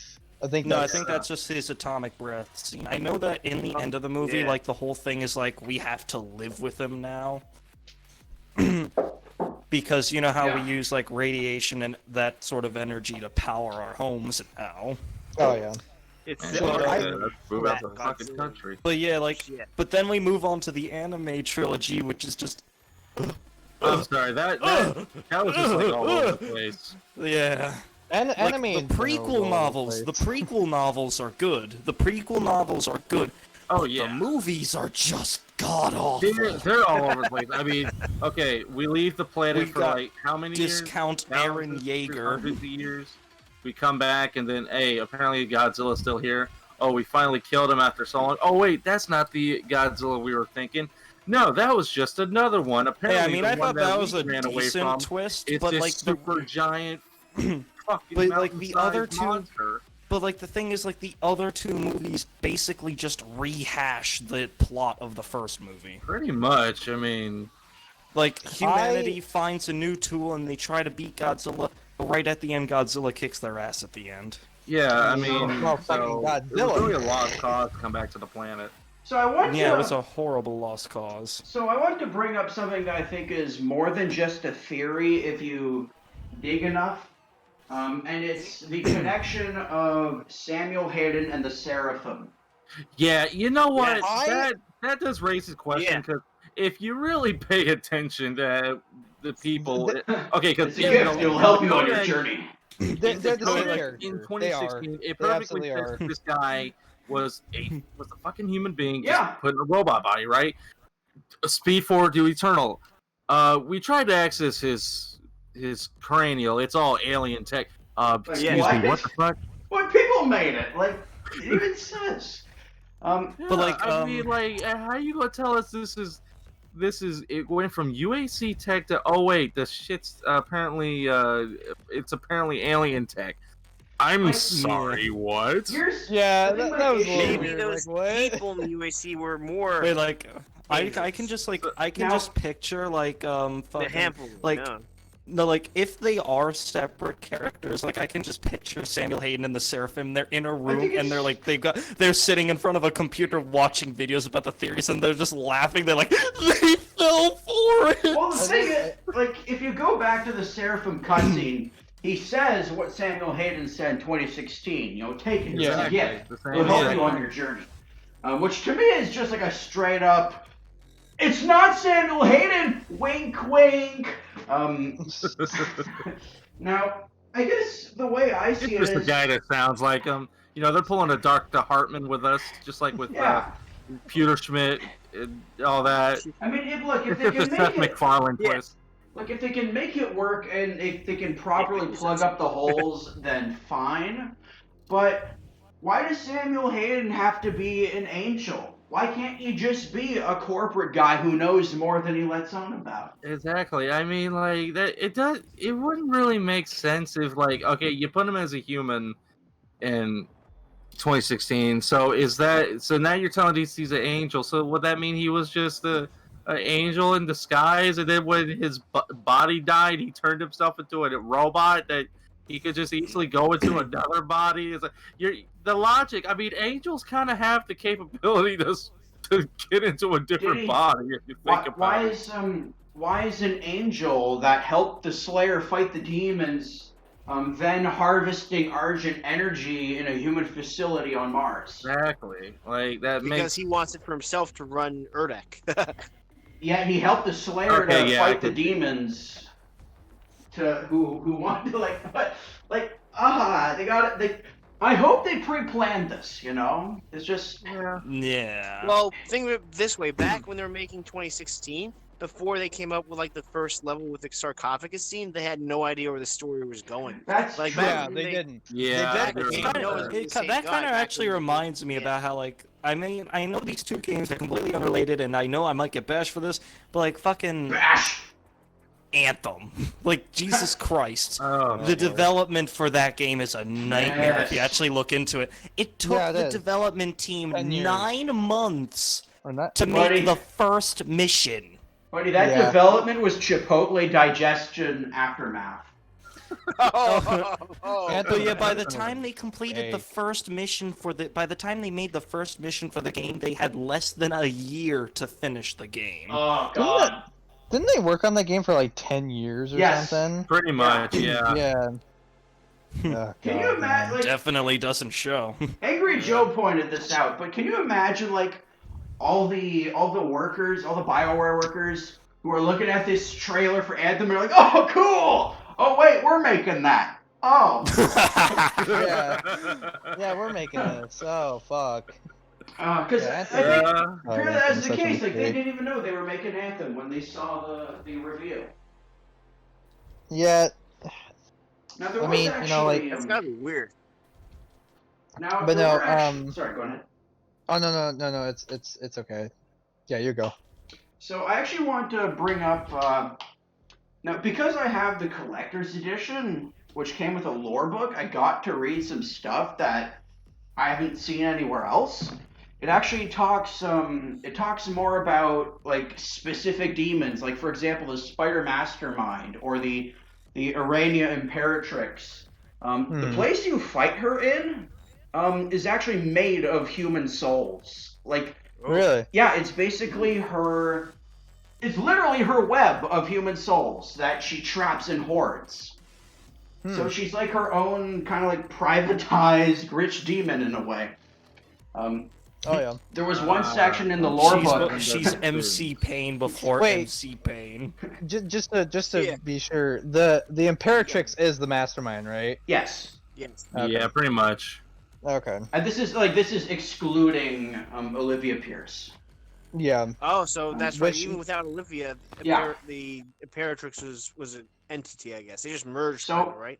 Yeah, They so basically merged, yeah. when you fight the Spider Mastermind, those pillars that go up from the ground are basically big soul sticks. Oh, wow. There was actually a point later in the lore book that described Hell fighting this warrior race, not the Sentinels, but some other group. And the Balgar was leading the assault, which, for those of you who don't remember, is the 2016 Cyber Demon. Cyber Demon, yep. Yeah. Yeah, it basically described how this guy, or the Cyber Demon, fought this titanic warrior inside a temple. And I think the Cyber Demon, he used his fire blade to cut off the legs and feed it to his minions. Ooh. Yeah. Yeah, oh yeah, it was fucking great. They talked about how the icon of sin, after it was conceived, basically led Hell to assault the Night Sentinels. Yeah, I could see that because Yeah, I mean, same you do here. see you do see the icon of sin dead in 2016. Yeah. So I'm pretty sure the Slayer has already fought it once. Well, I think that's well, just a actually Titan. twice. That's not That'd be icon, that'd yeah. be twice because that would technically be twice because of the original like universe from Doom Yeah. 2. Oh yeah. So he's fought. So he's fought it 3 times so far. The demons really fucking hate the super shotgun because Yeah, they called it Lucifer's Bane. well, what you have to remember is like as I mentioned earlier, this lore book is a continuation of the Slayer's Testaments. So Yes. Oh, yeah. these new sections are basically from the same perspective of that same demon. Yeah. And he describes the super shotgun as this abomination of pig iron, and oh god, it disturbs him. He says something about go smelt the. I think he's talking about after they capture Doom Guy. Yeah. he says, he wants the other demons to go and smelt the super shotgun into a bunch of molten metal, and then pour it on Doom Guy's organs. Is basically what he says. It's like Jesus. But they couldn't. They couldn't. They couldn't melt it down, could they? I guess I didn't get the chance. I'm not sure. They didn't say. They talked about Olivia Pierce as nothing more than another animal that thinks they can gain favor with demons by praising them, but are just puppets. I mean, that makes sense because, like, like any if there's anything I've learned, like demons will always try to give you like that whole like, yeah, like we'll give you power, and then they'll fuck you over like right at the end. So like, no matter what Olivia did, if she like succeeded in her mission, they were gonna fuck her over to begin with anyway. I mean, she was really just there. That actually reminds me of something. Like I created that reminds me. I created a character for an RP. It's basically like a demonic King Ghidorah. And just like the icon of sin, the longer he was on Earth, the more his form would change and the stronger he became. And he was sent out from hell thinking, oh, I have been created by the demon lords to fulfill this great prophecy and bring the demons up here to end their suffering. Okay. Nice. Now I'd read you some of the lore book entries, but again, I packed it away, so I'm sure the lore entries for the collector's edition, they'll eventually be posted somewhere, maybe the wiki. I was thinking of doing a video where I actually review the lore book so that other people can get it some insight. Yeah, that'd be neat. By the Hexen of the Priests, we converge. There's actually a page. They actually took a moment ago. They had to use the word hexen in like the beginning of a chapter. Then the next page has heretic. The next page is serpents. So yeah, they're nod winking at a different franchise. You know what I mean? The heretic hexen franchise. Yeah. The word hexen heretic I can see without being a. Oh wait, did my audio cut out earlier? I don't think so. I don't know. Actually, I want to point out. Hexen, it's like on purpose. I want to point out that in the lore book, the Super Gornus does actually have a name.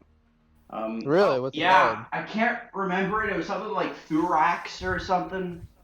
I could probably look it up right now. Actually, hold on. I mean, at least look it up. At least the Super Gornus.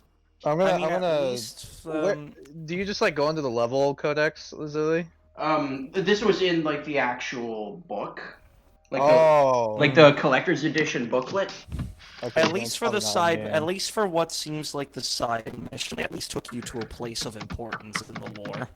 Let me go on the wiki. I know the epicenter of the invasion. Yeah, I was gonna say because I do know that even though like we were talking about earlier that the Super Gore Nest does feel like a side mission, that particular Gore Nest is like the epicenter of the invasion completely. That is where the invasion started. Was I believe the Super Gore Nest is like in the middle of Europe. I think that's where that is in Europe. Yeah, it's in Europe. Some city. Which I'm really happy that they didn't just have all the hell on earth areas be in America, you know? Yeah. I do like how you do go to like different parts of I'm actually of the world. curious as to how Earth would recover after the demonic invasion. Oh, it doesn't. Oh, it doesn't. No, it when you have like, what was it, 3-4 billion people killed and the entire Earth's crust gets like shaped like that and all broken down lava rivers. Yeah, you don't. The Earth doesn't. No, I mean like recover. You know what I mean, though. Since like humanity survives at the end, I'm actually kind of curious as to how they're gonna even try to rebuild in this. Yeah, my theory is they're just gonna probably leave Earth behind. They honestly. Yeah, I just found on the wiki. They updated the Icon of Sins page. It's actually got a full body picture now. Oh, nice. Let me post it. Oh wow! Apparently, in the Super Gore Nest Codex, the only solution they were left with was just literally just nuking it. But that didn't work. Yeah.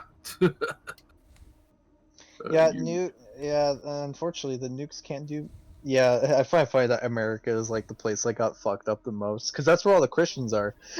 Fuck. You know what's Ironic. funny? I look at Australia is not even fucking affected by. I hell, know, completely. right? Like, The demons were Australia- scared of that place. Yeah, the demons were. I hope that's intentional. The demons the were emus fucking were too terrified. powerful. The Yeah, emus were too powerful. That's actually kind of funny that Australia. Australia is not affected by It the doesn't hell even look like invasion. some of the upper parts of it. Doesn't even look like Japan. It doesn't Like, even But look like the first like group of Good barons that grief. arrive on Australia, like they just get face to face with an emu that's just fucking jacked. Oh my The god. Great Emu War. It's got a cigarette in its mouth Yeah, right and an here, army helmet on. Oh boy. So are you guys are we still feeling lore, or do we want to move on to collectibles? I think Well, I mean, Lord, there's still a collectibles. shit ton to unpack. I think the collectibles. Oh man. You know, the collectibles don't really have a huge, in my opinion, they don't really have a Basically, huge impact. What we're gonna do with collectibles is we're gonna talk about secrets as well as the series events and skins. Yeah, it's just like a general like item pickup stuff. Simple. Okay. Here's the simple answer: MC Pain and Coffee Man Archvile. Oh boy. Yeah, I got Yes. that. Best stuff I in got the all entire those. thing. So yeah, do we Yeah. want to continue on lore, or do we want to move on? I think we've talked about lore enough, to be honest. Yeah. Like Yeah? a good Yeah, and a chunk good of it. chunk of it. Like Alright. it ended with the we just ended our lore segment with the one place the demons were too scared to invade. Australia. I mean, I think I summed up how I feel about the lore. I think it's a bit too convoluted for its own good, and it would have benefited Yeah. from staying in its Being far 2016 simpler. style. But that doesn't mean that I don't like it. You know, I Yeah, love 'cause- complex and crazy lore, but I that's- also have to understand it. You know. Yeah, and- like this and is that's- probably one of those situations where the game would have benefited from a longer campaign. Yeah, actually, I think so. But yeah, it's one of those things, you know. Like I said before, like when you got a story that delves in with like multiple different universes in a multiverse, you should probably expect convolution. You should expect things to not seem correct, and you should expect a lot of like loopholes and little guess so. plot holes and all that. Like that's just gonna happen, you know. I just hope they actually do answer a lot of these things and not But just I kind of think- blue ball us with J.J. Abrams style of mystery box. I think- hate I his think- mystery box. I think in Doom's case, it does make sense why it's so fucking out there, because you're dealing with heaven and hell, and when you have a story that deals with that, you're dealing with like the actual like dance of like reality and existence as a whole. So when you're going into the whole thing that like heaven and hell exist and this character goes between those, yeah, things are gonna be really crazy. Things are gonna be all over the fucking place because it's so huge. And when, like I said, when you look at like heaven and hell, they are literally like key points of existence being an actual thing, while the universe is the way it is, and why reality can exist the way it does. And yeah, like, you know, it's just one of those things, especially for a game that takes place in space, because space is fucking nuts. And Alright. top that with interdimensional travel. Yeah, It gets that's even quantum more physics. nuts. That's pretty much quantum physics and quantum mechanics in a nutshell. So yeah, when you have a game that delves with quantum physics, quantum mechanics, yeah, it's gonna get crazy. All right, It's gonna get real so crazy. I think we're ready to talk about the goodies now. Unicorn. Once you started Yeah, talking yeah. about quantum physics, I once again pictured Samuel Hayden T-posing in a spiral. Fuck. So unfortunately, guys, I'm gonna have to head out. I have to go. But yeah, I don't get to talk about the collectibles or anything like that. Simple But MC Pain. MC Pain, that's all I gotta say. But no, yeah, thank you for having me though. Yeah, no problem, man. I love talking my head off about all the stuff. No kidding. Because Justin. I know I talk my fucking head off. Trust me, but it's because I love it so much. Justin. Yes, boyo. You want to know an interesting fact What? that separates a lot of demons away from the whiplash? What separates them, huh? Nipples. The carcass also has some nipples. Wait, what? No! No! No, you're right! God damn it! Did you know? Wait, look at this. If you look close enough on the gladiator, you can actually see. I think you might notice nipples. Oh, come on, don't do this to me. Oh, That they all actually got begs. nipples. That What are you actually talking begs the about? question: what the hell happened with the Mancubus? Why does he look so different? I mean, I get it. They're trying to go with the old design, but They had a I have lore. a simple explanation to that. It's because he's a different species. Yep. Oh, I different thought it's. subspecies. They do I actually thought it's say that. because I thought it's They because actually he- say that too. Yeah. Oh. Yeah. Not in game, Yeah. but Hugo Martin has went on record to say that the reason why they're different is because it's like any other Well, animal actually- or any other life form in existence. It's just a different species of the same animal. Well, it pretty is in much, the and that's kinda Codex, what- actually. We're a different Is it breed. in the yeah. Codex? Yeah, they talk about how it's like a different variant of Mancubus. Oh, that's right. Hmm. It does. I'm looking It's at it right it's like now, a pug actually. versus a Chihuahua. You know. So that They're would both dogs, actually but they're explain a different. lot to your question about why the 2016 Mancubus ain't in here. Yeah, Was it's it like- because Yeah. it's a different species. It's Yeah. as simple as that, pretty much. Which that's cool. It still sucks that you don't see the OG Doom 2016 Mancubus, but you know, at least they're not decanonizing it. You know. Oh Jesus, the Yeah. Mancubus just oh god. What Yeah. the hell did that Mancubus come in contact with? Those are some Fucking- pointy nipples. Alright, guys. Well, I gotta head out. All right, so, Juice. Thank you for having me. Alright, And, just catch you later, yes. man. It's And been that's fun, why I like Juice. guys. figurines.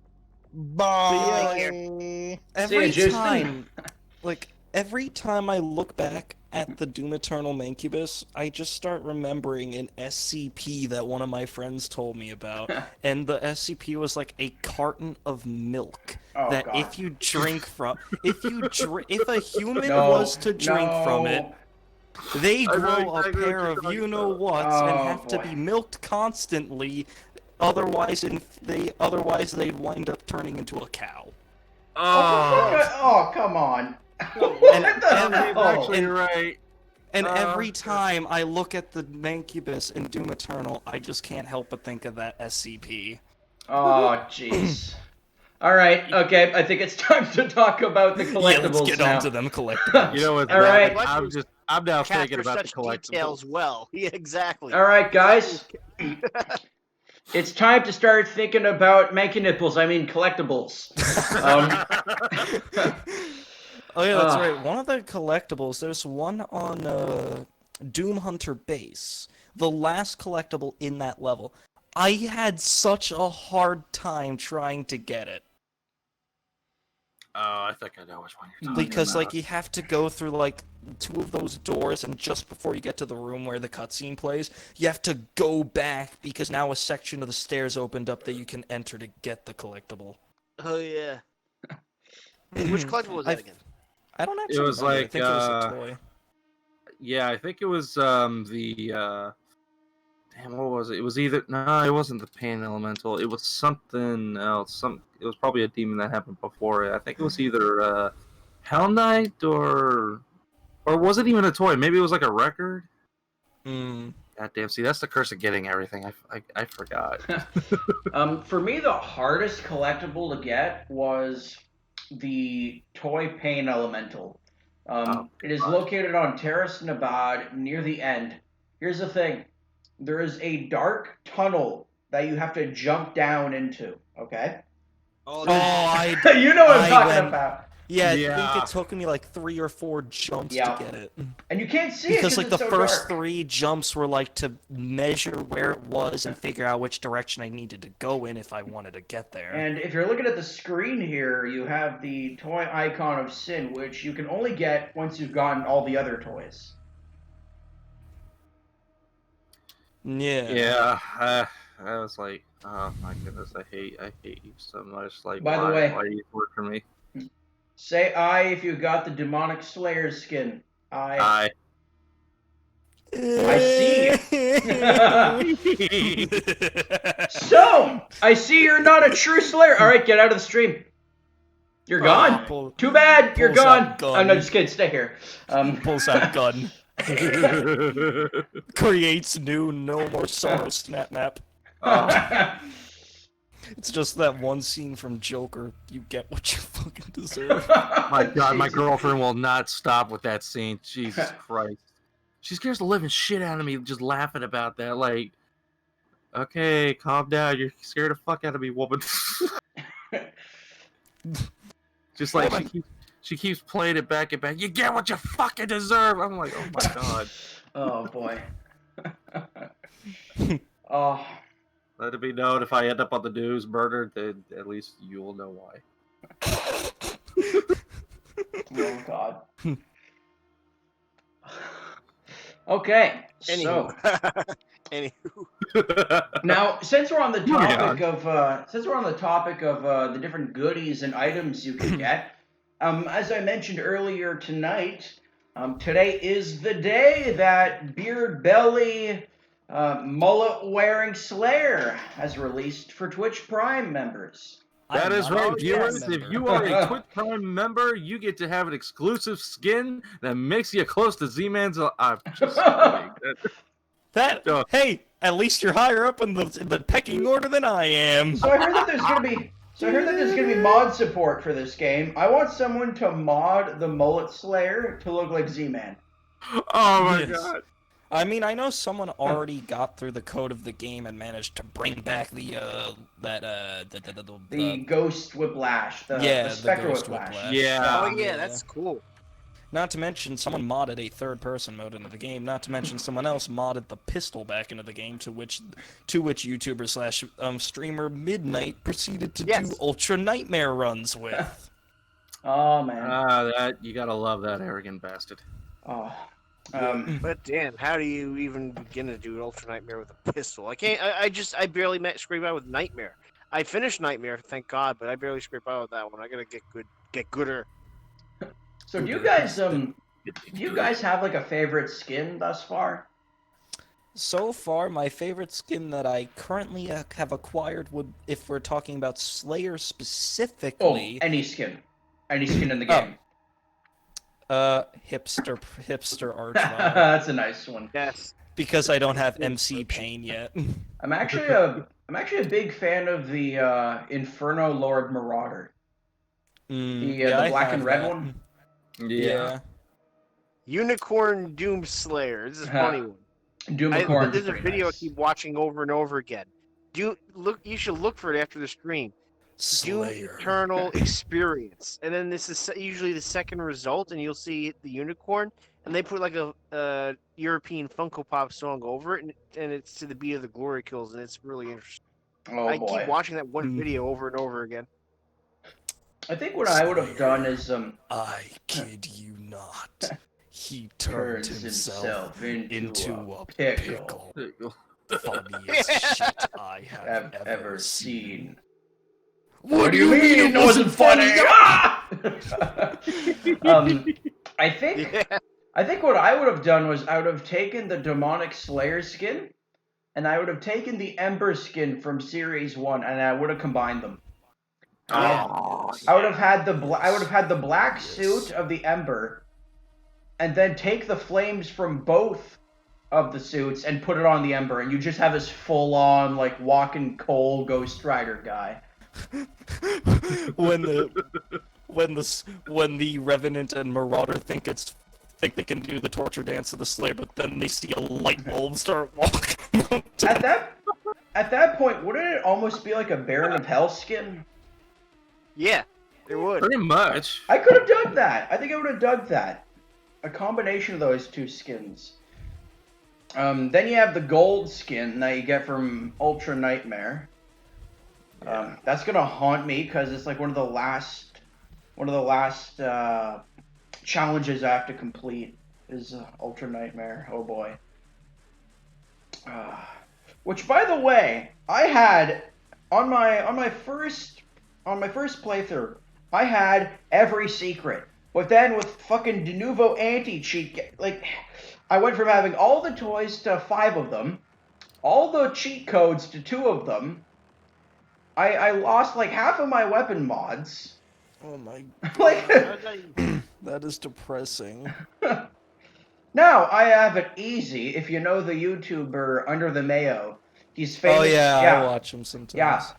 What happened to him with De Nouveau anti-cheat is it just wiped his campaign playthroughs. Oh shit. I think it was an Ultra Nightmare playthrough. It was. That was one of them. Yeah, it was.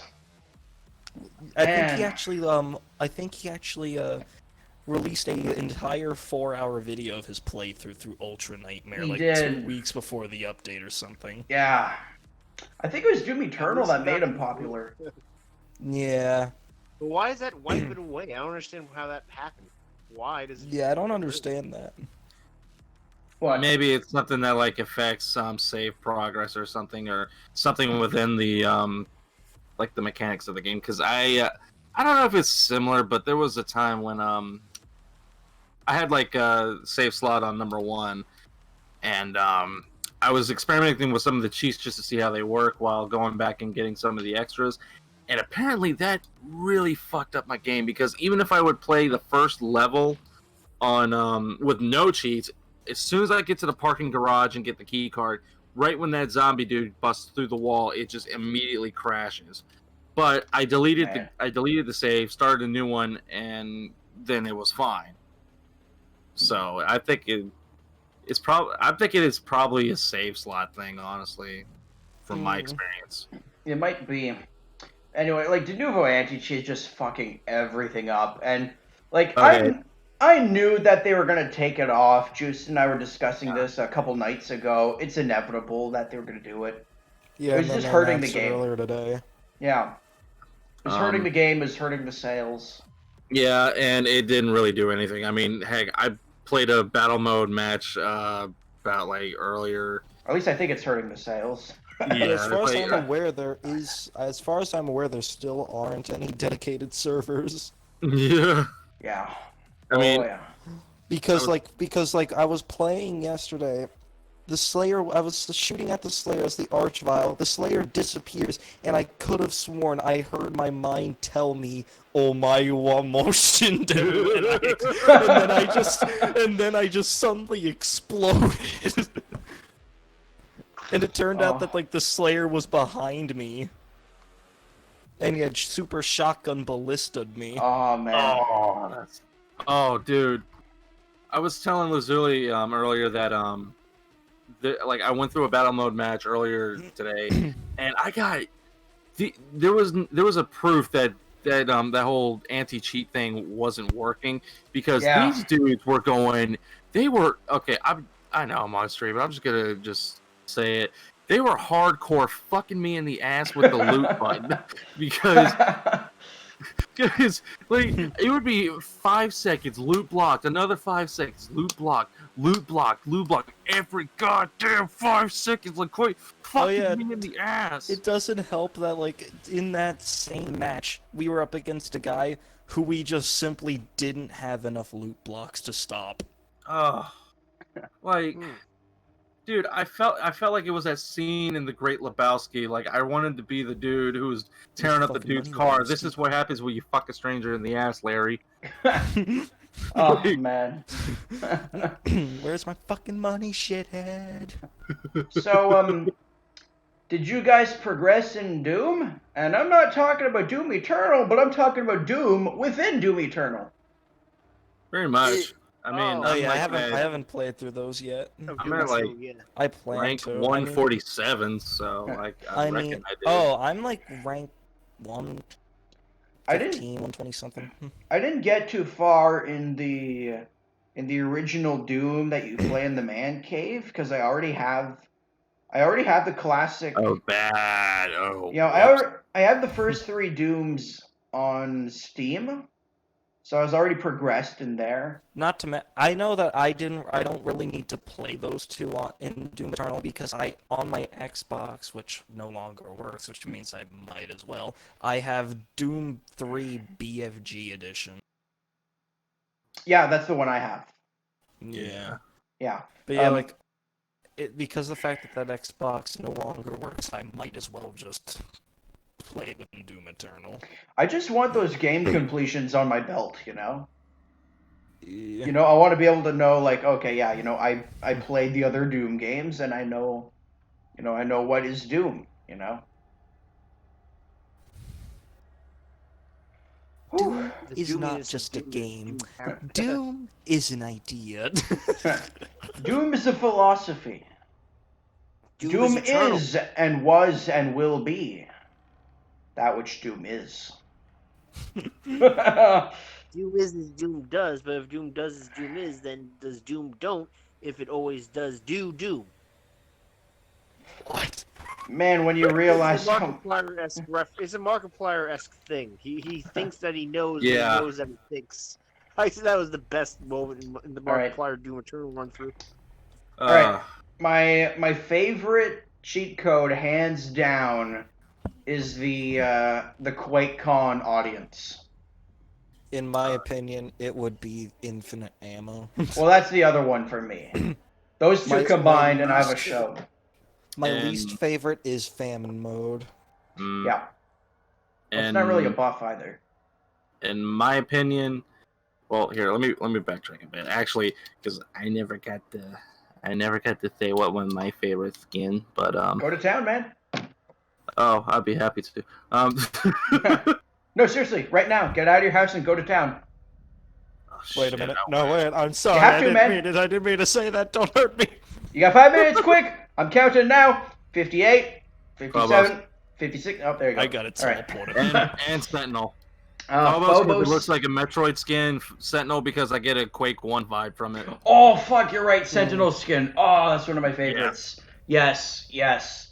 As soon as I saw that skin in, like, the little sneak pictures, pre-release, I was like, yes, I gotta have the Sentinel skin. I also love that it shows how mindful they were, that they brought back the original Praetor suit as well. Oh yeah, I thought that was pretty cool. Rips and tears through all the demons, gets ass kicked by T and by selfie taking Archvile and musician Pain Elemental. See, I feel like most games they would have had the Praetor suit as like a DLC skin, you know? Yeah. But I'm glad that they knew. You know, they knew to put the original Praetor suit in there. Yeah, there was nostalgia for the original Praetor. Oh, yeah. One of my favorite player podium setups is having the classic Marine skin along with the UAC podium. That's a setup I like to have. Oh yeah. I gotta say, let's see. Favorite cheat so far is the Sentinel armor because it gives you like that. You're at like that little vibe that you're actually wearing a helmet, like a visor kind of style to it. And I gotta say, my kind of podium would have to be the one I got right now, which is the Sentinel, the one that looks similar to his throne on TARDIS Apollo. The podium I'm using right now. The podium I'm using right now is I use this for all of my characters right now, but it's the opening soon one. Yeah, that's the first podium for the hipster, right? Yeah, that's the first podium you get for hipster Archie. I still want to I'm on my journey to get the. I haven't hit max level with hipster Archvile yet, so I don't have the full version. Right now, I'm hellbent on getting the MC Pain. Not only because I like the skin, but I love that kind of because that's supposed to be a rapper, right? Yeah. Yeah, I think so. The rap stage. I'm telling you, I want a biker Marauder. Yes. Give me a biker Marauder, please. I want a podium with a motorcycle, a Harley Davidson in the background. You know what demon they need as part of the battle mode? They need the Doom Hunter. I think he'd make a good new demon. Hey, you know like he plays like a shielding role, like he can shield his other teammates. Yeah, and plus, he's got the perfect weapons to use for battle mode. He's got the double-bladed chainsaws. He's got the rocket launcher, the cannon. I think it'd work. Dude. I think And the the only thing is, he wouldn't come That's a off good his point. sled. Probably he'd Well- probably be on his sled the whole time, and then he'd just die. That's probably how it would He work. just goes honestly. kablooey. Yeah. I don't know. I feel like you could maybe work with that. You know, he would be a more mobile figure. He hovers. He doesn't really fly, so Well, it that's could a- work because he still have flying demons like the Pain Elemental. He hovers more so he's like he walks to the ground. It's just disguised as flying because he hovers. You know. I think the Doom Yeah, so, Hunter like, as when he jumps, it just like the things on his back and on his sled thing, they just like make a little bit of burst of fire and then they just launch him up. I think the Doom Exactly. Hunter could work as like a DLC playable for battle mode. You know. Yes. However, I want to see the return of the Harvester. Honestly. I honestly, yes, I want the Harvester back too. Well, I mean, they 'Cause- said that every demon that they bring to battle mode would be free. That is true. Did they? Okay. Yeah. I actually originally I thought that the Arachnotron was going to be on the list because I think that would work too. You know, you but have your sadly, grenades. He's just summonable. Yeah, I mean, I think it could work. You know, have certain walls that you can climb. You have your grenades, and then you have I just your realized cannon. that if they were to name an update in which the if I'd say the demons that the Doom Hunter should be able to summon, like he has one build where he summons 2 and one where he summons 3. The first build is the shield soldiers and an Arachnotron.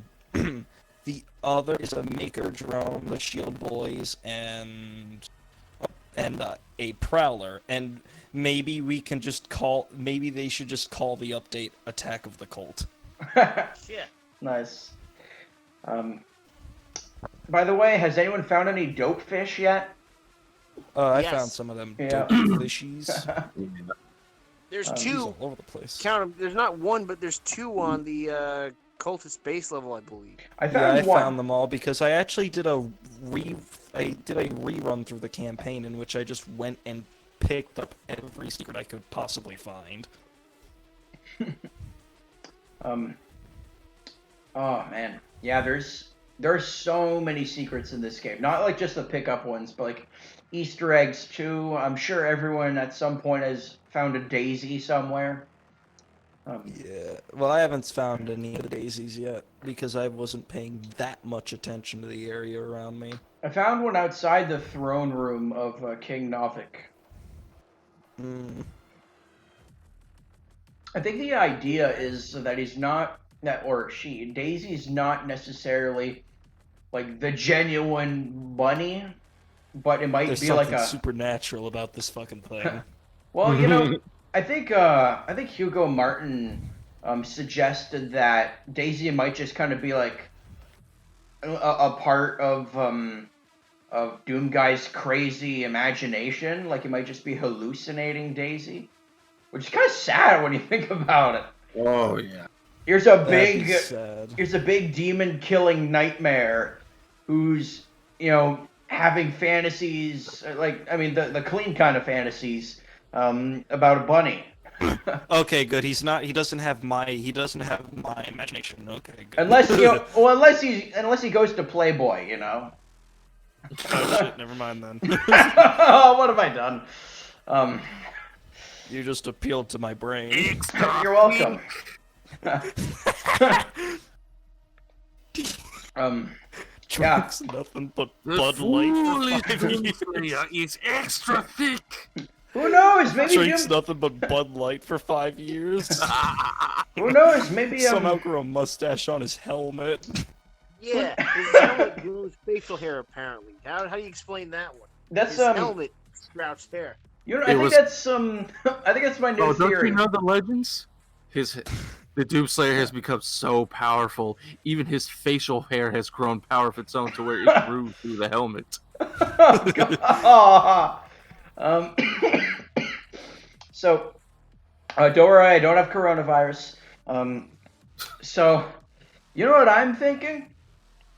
I'm thinking the real story of Daisy is just that Doom Guy would take visits to the Playboy Mansion, and he got too attached with one of the ladies there, and now he just, you know, he'll be fighting demons. He'll be like, oh, Daisy, no! Come back, Daisy! And then she's just sitting in the background like, what? He has like Vietnam flashbacks, but it's of Daisy, the one woman at the Playboy Mansion. And that's why it always appears as a rabbit, is because Hugo Martin doesn't want to have like a Playboy girl in the game. I mean, think about it. He doesn't have demon boobs, so why would he have a Playboy girl? I mean, checkmate. Oh yeah, did you know? Did you know that the creator or one of the lead developers for Cyberpunk 2077 actually responded to a lot of the backlash his game was having, like a lot of people calling him like sexist and all this, to which he replied saying, "Stop telling me what I should be offended by." I heard about that. Yeah, I didn't look too deep into it, but I'm kind of glad someone finally told that behavior off. It's like, yeah, like we have so many people nowadays just sucking up to people who act. Yeah, like exactly. It was not our intent to offend. You know? I'm looking at you, Star Wars sequel trilogy. Oh, I mean, I'm not a fan of the sequel trilogy myself. I'll be honest, I didn't even watch Rise of Skywalker. I learned my lesson. I only watched episode 7. Smart. Now stop. Don't watch anymore.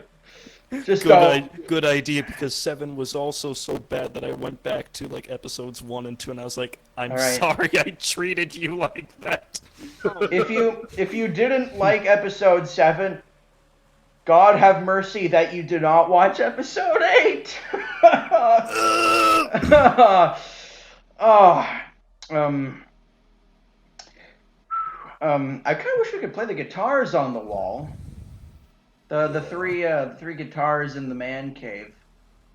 I'm kind of wondering why there's a stone wheel. You know what? I'm gonna go out on a limb and say that's probably a Mortal Kombat reference. Because look at the weapon that's right beside it. Oh, the nunchuck, right? Yes. Now I actually heard, or at least I read on the Doom wiki, that the first Hell Priest you kill in the first mission, it was a Deeg Nylox? Is that what it is? Yes. Deeg Nylox. Yes. Okay. So apparently his severed head is in the Fortress of Doom. That's what I read. All right, going back into the Doom Fortress. I've been going all over the place looking for it. Oh wait, Samuel Hayden. All right, I can trust this guy to save the world, right? Now that he put me in his ship systems, Samuel Hayden watching the Doom guy come back with a book and a bunch of Funko Pops. What? Yeah. What have I done?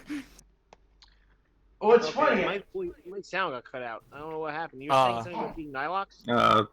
Oh wait, hold up, real quick. I told them Samuel Hayden. Okay, I could trust the Slayer. He put me in his ship's internal systems. Samuel Hayden watching the Slayer come back from a mission with a bunch of books and a bunch of Funko Pops. Oh no. Yeah. Oh man. Yeah. Well, it's funny because I actually do collect some Funko Pops, but only from the certain genres that I like. And I know that I got one of a Velociraptor from Jurassic Park and one of Alduin from Skyrim, but both of them were birthday gifts from my friends. Because one, they knew I was a big Dino fan, and another because they know I played Skyrim. I got the Cyber Demon one, the Cyber Demon Funko Pop. I'm hoping that they come out with some for this game. I'm hoping they'll have I'm assuming they'll have the Slayer, the Marauder, and the Con Maker, probably, if they do it. They'll probably be their choices. Oh my god, I just thought of a multiplayer game mode that they could do. Oh, let's hear it. It's a one-on-one game mode, and it's one player who is essentially playing as one of the bosses fighting against the Slayer. Ah. Once you mentioned the Doom 2016 Cyber Demon, I was just like, See, one thing I always imagined, and it would be kind of redundant at this point, but I kind of imagined a Slayer versus Marauder mode. But I know that probably wouldn't be a thing since we already have Marauder in the battle mode. Yeah. Huh. So... You know who's essentially a beefier Marauder? The the Gladiator. That's essentially the Baron of Hell version of the Marauder. That's true. That is true. Man, I still love that demon is the classic Hell Knight. The classic Hell Knight. Which kind of provides new context. Really? Yeah. Take a look at his face. Yeah. Oh Yeah, my just- god! Yeah, take a look at him, and then take a look at the old classic version. Holy shit! I never noticed. You never that. realized? Apparently, Oh my like, god! Jooztin This said there was some kind changes of everything. yeah. Jooztin said there was some kind of weird lore on that one, saying that that's one of the original. I do want to find the source for that. Yeah, the it's just original that- That Hell actually Knight? makes me kinda wanting to realize. see That actually if makes it's me real. I realize. said I it was the want to original see. Boozer Brother, yeah. I want to see more demons with hairy legs. Oh yeah, really sell that demon element. Yeah, Yeah. because like the Baron of Hell his legs just kind of look weird in 2016 without it. Because the it's just a Baron of Hell weird is- little color change. I actually think that this color change makes him look better in this game. But I think like Yeah, the Baron of it Hell in Doom definitely, 2016 just looks like he was wearing pants. Yeah, So in the the original, technically, back in the day. yeah, Way. where this one they definitely did an upgrade to him. I mean, even at least even he adding had in a the good lore idea. about this type of Baron of Yeah. Hell, like it's a fireborn hell like Baron, and that's just like But yeah. okay, so these fuckers are meant to be stronger than your typical Barons. But yeah, I just realized like that the Barons of Hell in Doom 2016 had a good idea when they decided to fight the Slayer. They wore brown pants. They're smart. They're smart. Hey, Smarter than the average bear. is anyone for anyone who participated, how far along are we in the Slayers Club? Nowhere. I haven't really. How did I forget about that? All right, well then, I mean, Hey, I'm on my. look at my drug cartel. Oh fuck.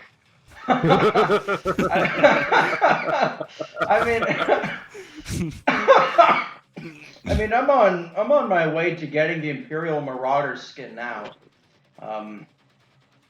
Because here's the thing, I'm not waiting around for a series to give me a new demon skin.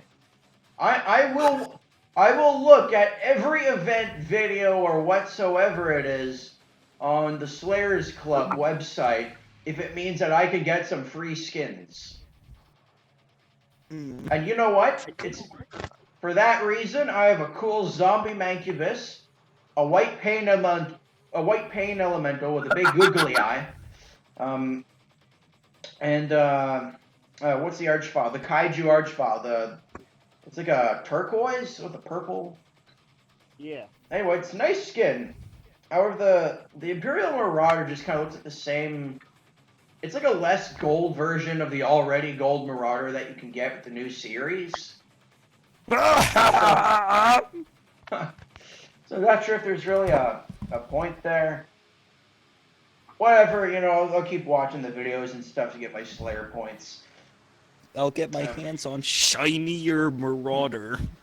By the way, did you guys ever see the released photos from the art book for this game and some of the additional skins? Yeah.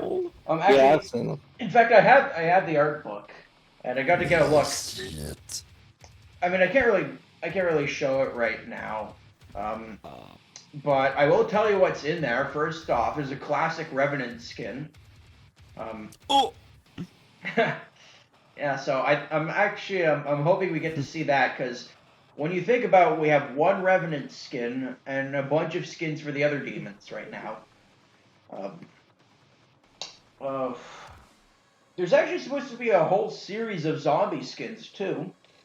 There's one for the Marauder, the Revenant, and the Pain Elemental. Not the Archfile for some reason. I feel like the Marauders is gonna be the hardest one to notice. Yeah. And I'm sure you've Because all he's probably already got like the skin going on. Yeah, and I'm sure you've seen it at this point, but there's supposed to be a cultist Marauder skin, which I want. I want that to be a thing. Make it a thing. Make it happen. Club only thing. No, like it's not announced or anything. It's in the art book, so it may not even show up. I'm hoping it is though. Well, you know what they need? They need like a different when they get a different model for the Marauder eventually. They need like a clown Marauder as a whole different. Yes. Oh man. Clown. You get what you fucking deserve. I'm gonna have to go back on this stream and clip some parts. Oh man. Yes. All right. Are there any other secrets hidden from us right now in the context of the stream? So far, not that I Every know. Sentinel battery was a pain in the ass to get. Yes, Oh, yeah. Sentinel batteries. And the first thing I did when I got Sentinel batteries was get the new skins. Which funny The thing. same. Who didn't? I mean, funny thing though is you use the Sentinel batteries to get the skins. So once you do that and you create a new save file, it's kind of pointless to unlock those skins a second time. So now you just got a bunch of spare Sentinel batteries. Yeah, and I do wish I had a little bit more than just like a bunch of Praetor tokens lying around. So I actually do wish that the Fortress of Doom had a little more. I mean, if there are any functioning casinos, you could probably cash in those tokens for a shitload of money.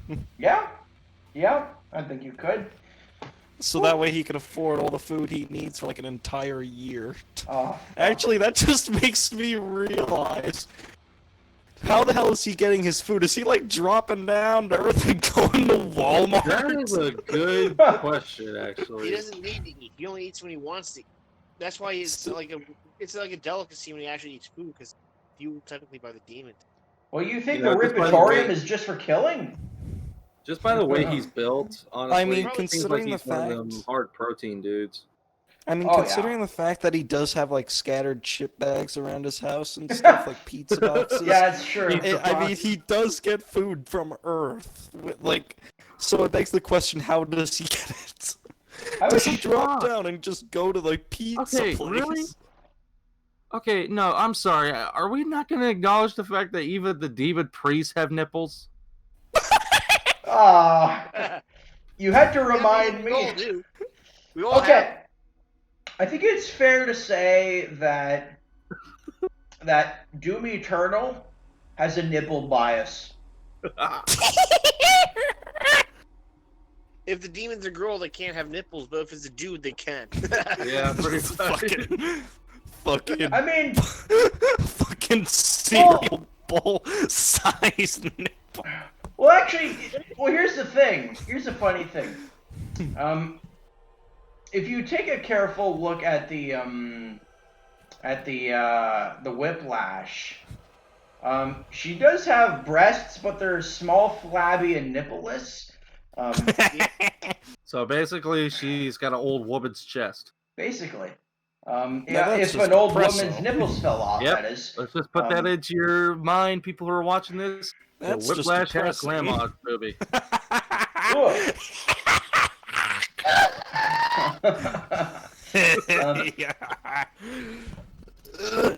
But no, if anyone is going to be taking clips from this, I dare them to just make a compilation of random noises, gags, or random noise, just other random laughters I make. Oh, you know we're gonna... Oh, come on. Okay. You know that we're... let me shoot this woodpecker thing. Oh, God. You know that we're gonna have, like, a nipple compilation, right? Yes. We're gonna have, like, a demon nipple compilation. Oh, fuck. You know, it makes me want to go to the toy section now and just expect the Doom Hunter, because I swear to God, he's looking suspect on that right side of his chest. Oh, boy. With how, I bet you there's a couple extra secrets hidden underneath the Mancubus's nipple flaps. Why is it the moment You lift say that, one I up. land right on Lift the one nipple? up. One up, Secret win a found. prize. Lift one up, you win a prize. Oh, hey, I found the hidden demon toy under here. It's the Prayer toy token. of the, it's the icon of sin without his armor. Oh God! Hey, I found a prayer token. You know, I was thinking just a minute ago, like, how big are the Mancubus's nipples compared to a person? To which I then pictured the Doom guy, who is 6 feet tall, pictured him next to the Mancubus. He goes up to, like, the Mancubus's, like, elbow or something. You know what? Next time I find a Mancubus, and then I just realized, made the cursed realization. Each nipple is about the size of a human eyeball. Oh God! That's some big ass pepperonis. Oh fuck! How did we? What the fuck? Like, Jooztin leaves, and we devolved to talking about nipples. Like, what happened? Oh no! It's been a long stream. Oh, do we want to? We're all I getting introduced sleepy. thee to the carton of milk. Nah, SCP. man, like I've been up since like early morning, and I tell you ain't what. gonna lie, if I was drunk So doing what's the this, next we section? would have had a way worse discussion. I tell you what. Well, how about we jump to the future of Doom? It's basically the final section before we have our final thoughts. All right, cool. All right. So that was it for collectibles, and we're going to talk about what is to come, and what we think is to come, or what we want is to come. What may be coming in the coming of the coming future. So not the kind of coming that I'm probably thinking about, but you know. No, a different. No, man, a different kind of coming. The kind that is allowed on Twitch. So. Bring it, dear Alex Jones. Oh fuck. I don't like them putting chemicals in the water. That turn the freaking frogs gay. All right, so we've got. I think a big thing we can talk about right now that we haven't really touched too much on is the DLC content coming. Yes. Yes. Oh yeah, definitely.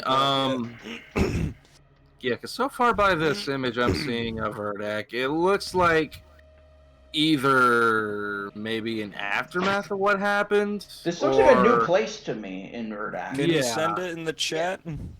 It's on stream if you want to see it there, but I can send it. Yeah.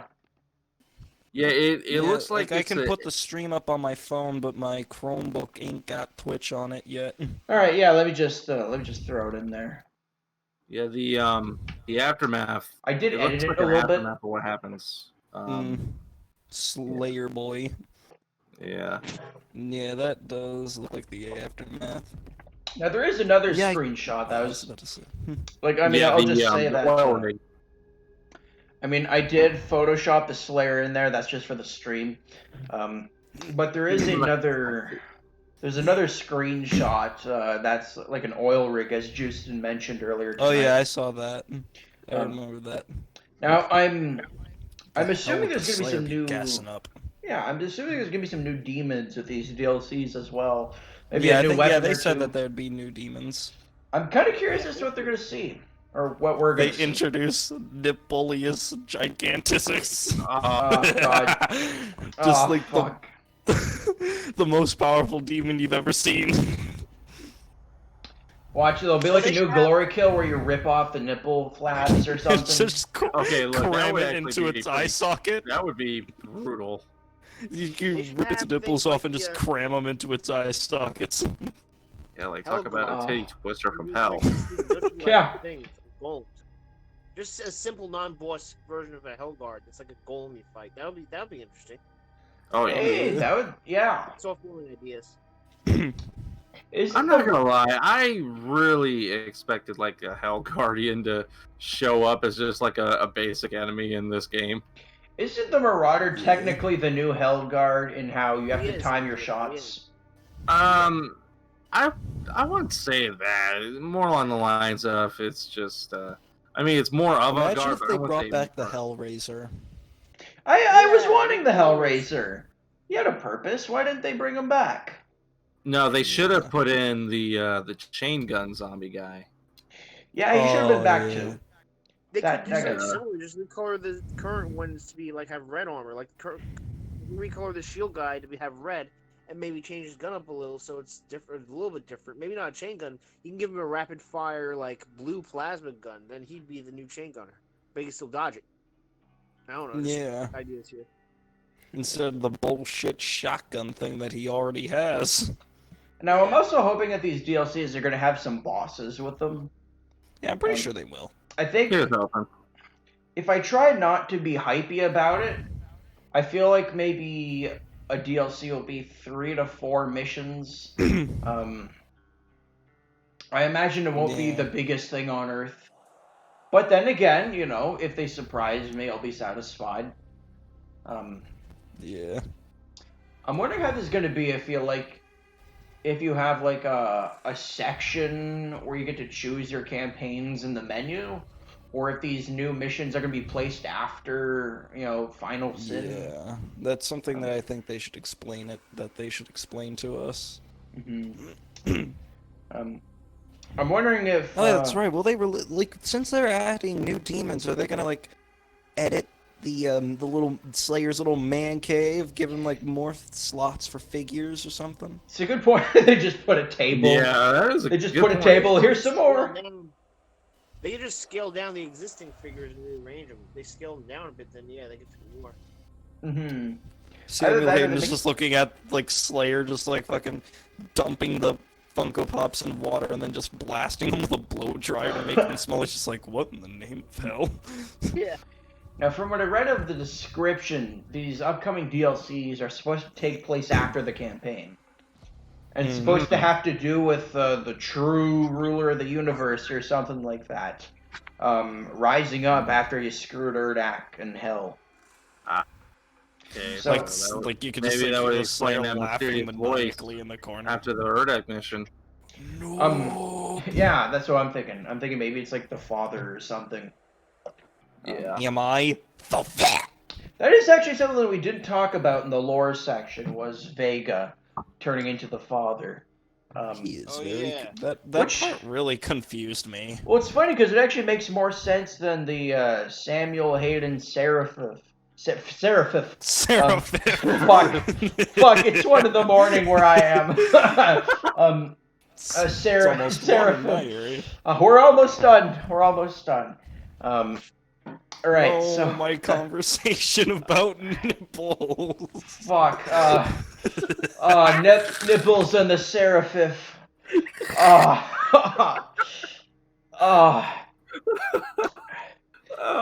God. All right. All right. You know what, you guys? I'll be right back. I gotta pee. All right. I'll be right back in a second. Alrighty. Watch, everyone just disappears when I come just back. Like one big YouTube poop. All right. I'll be back in a minute. What if they updated the Whiplash? What if they made its tail longer like I wanted it? And what if they brought back those animations that happen when the Slayer dies? Oh yeah, those. The game is missing those. Yeah, and like for the Whiplash, like she just coils around you and like she just like uses her blades and just cuts your head off with them. Ouch. They'd be more menacing, but yeah, I think they cut out all those animations to save, to save the work and delegate it elsewhere. It definitely made things simpler because only the Slayer kills single-player demons. There's no glory kills on the multiplayer demons, and there's no kills from any demon onto the Slayer. Yeah. I was talking about that with Bloodshot today, actually, my brother. We were actually saying, like, okay, it's good that if they have that in, it's good because even though it makes the demon seem more powerful, it still makes you more menacing as the Slayer because then you're getting something that actually, if you mess up, can really wreck you up bad. But the difficulty in the game makes that happen anyways. Dear God, I just thought of what would happen if the game threw 4 barons at you in a single fight at the same time. Shit. Then I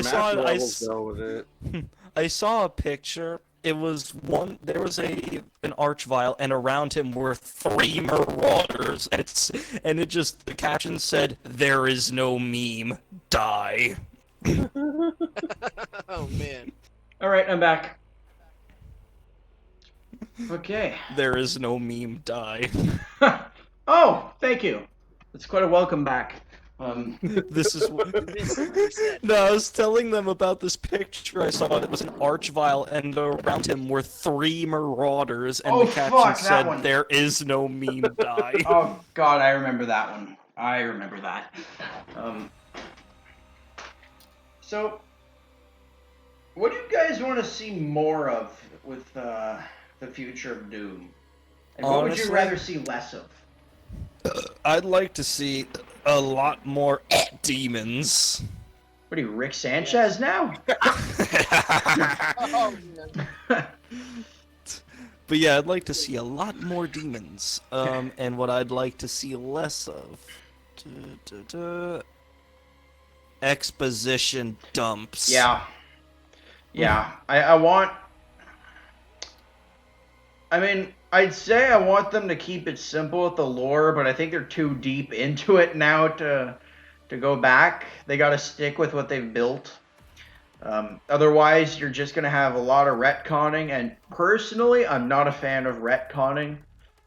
To me, that's just kind of like admitting that you fucked up with your story when you have to retcon a bunch. Yeah. I'm kind of wondering, like... Level design. Yeah, oh yeah, that was actually something we briefly touched on in the previous stream, but we can definitely talk a bit about that with what we'd like to... I think they did well with the level design in this. I think if they keep up their standard with maybe the next game as well as the upcoming DLCs, you know, keep that going. I'm actually glad that we're going to see more of Urdak, because we had one mission with Urdak in Doom Eternal. So, actually, you know what I do want to see? I'll tell you what I want to see more of. I want more makers to fight. Yes. Give me more makers, not just the drones. Honestly, they should have put in the Maker Angels. Yeah, right? Staffs. Like, that should have been an enemy. Yeah, they should have had that in there. Codex on them, I'm pretty sure they'll be in the DLC. Yeah. I'm hoping. I want a wider range of makers to fight, because it's like we've been fighting hell all this time. You introduce angels now. You know, you gotta have... Let me fight more angels. There's only like 2 that we fight, the Con Maker and the Maker drones. Yeah, exactly. Turn us into Bayonetta. And I'm sorry, but those Maker drones are wimpy. Oh, yeah. One headshot. That's a nice head you got there. That's a nice head. Now... That's a nice head you got there. Now It'd be pretty bad if someone would blast it off. Now consider... Maybe you got some nice treats in there too. What the fuck are you talking about? Because once you shoot the Maker drone's head off, it's just like free candy. Yeah. You're right! Fuck! It is just free candy. It's literally a piñata. There you go. You see piñata blow the head off, and then just a bunch of colorful treats jump out. They need to add that to the tutorial. It's basically... Imagine if they need to add a little caption at the bottom saying they're basically piñatas. Well, actually, you know, that is one thing about... Actually, that is one thing about future Doom content that I want to say. Trust the player a little more when it comes to learning how to fight. You know, I really don't need all these tutorials to pop up before the demons even appear. Yeah. You know what I mean? Yeah, because sometimes it just spoils the surprise. Yeah, exactly. Like, I'm pretty sure a majority of people who are playing Doom Eternal know how glory kills work and how the chainsaw works. Like, don't throw a tutorial in my face. Let me encounter the demon, kill the demon, then the little Codex option pops up in the corner, and if I open that, then I can see how to defeat it. You know? Yeah. Exactly. Let me figure it out. You know, like the previous game. Yeah. You know, so that is... I do think that with the extremely complex lore that they now have, I mean, if they really want us to care about the story, then they have to be careful with this next game or whatever future content they come up with. Yeah. I do want some more skins, but not so much recolors. I want like real skins, you know? Yeah. Oh, I just realized I want to see them bring in a demon that has like an attack from long range where it like hooks onto you with something and it begins to bring you towards it. Oh, so like a reverse meat hook almost. Yeah.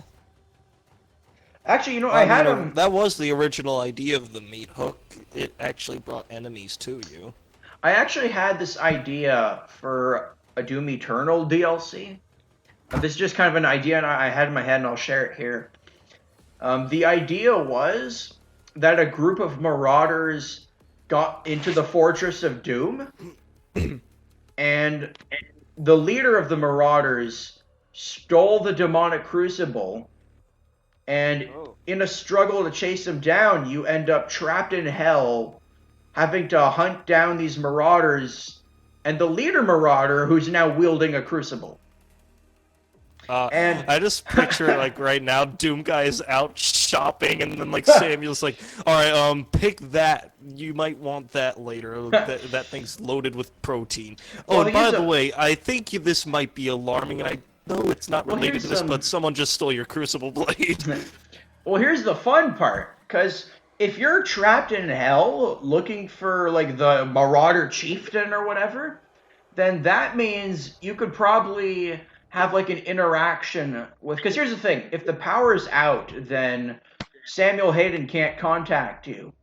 So what if you have to work with the Betrayer, which kind of creates this Sentinel themed story in the DLC? Yeah. You know, I just feel like it all kind of comes together like that. That would be nice. That was just my idea for a DLC. Right then I just pictured Kronk. Kronk? Doom Slayer, Whoa. I gotta tell ya. Alright, let's see what we're working with here. Oh, nice Doom Blade. Perfect length. A little bit on the serrated side. Well, we can work with that. Overall, that's a pretty nice crucible blade. Oh, fuck. Good job, kiddo. Oh, God. I hate that we both saw that video. So does anyone else have any thoughts on what they'd like to see in the future? Well, a secret battle that's a dopefish. You actually fight a dopefish, but it's a secret battle, not like a main thing. It's like a major Easter egg, like in a secret area. You actually fight the dopefish.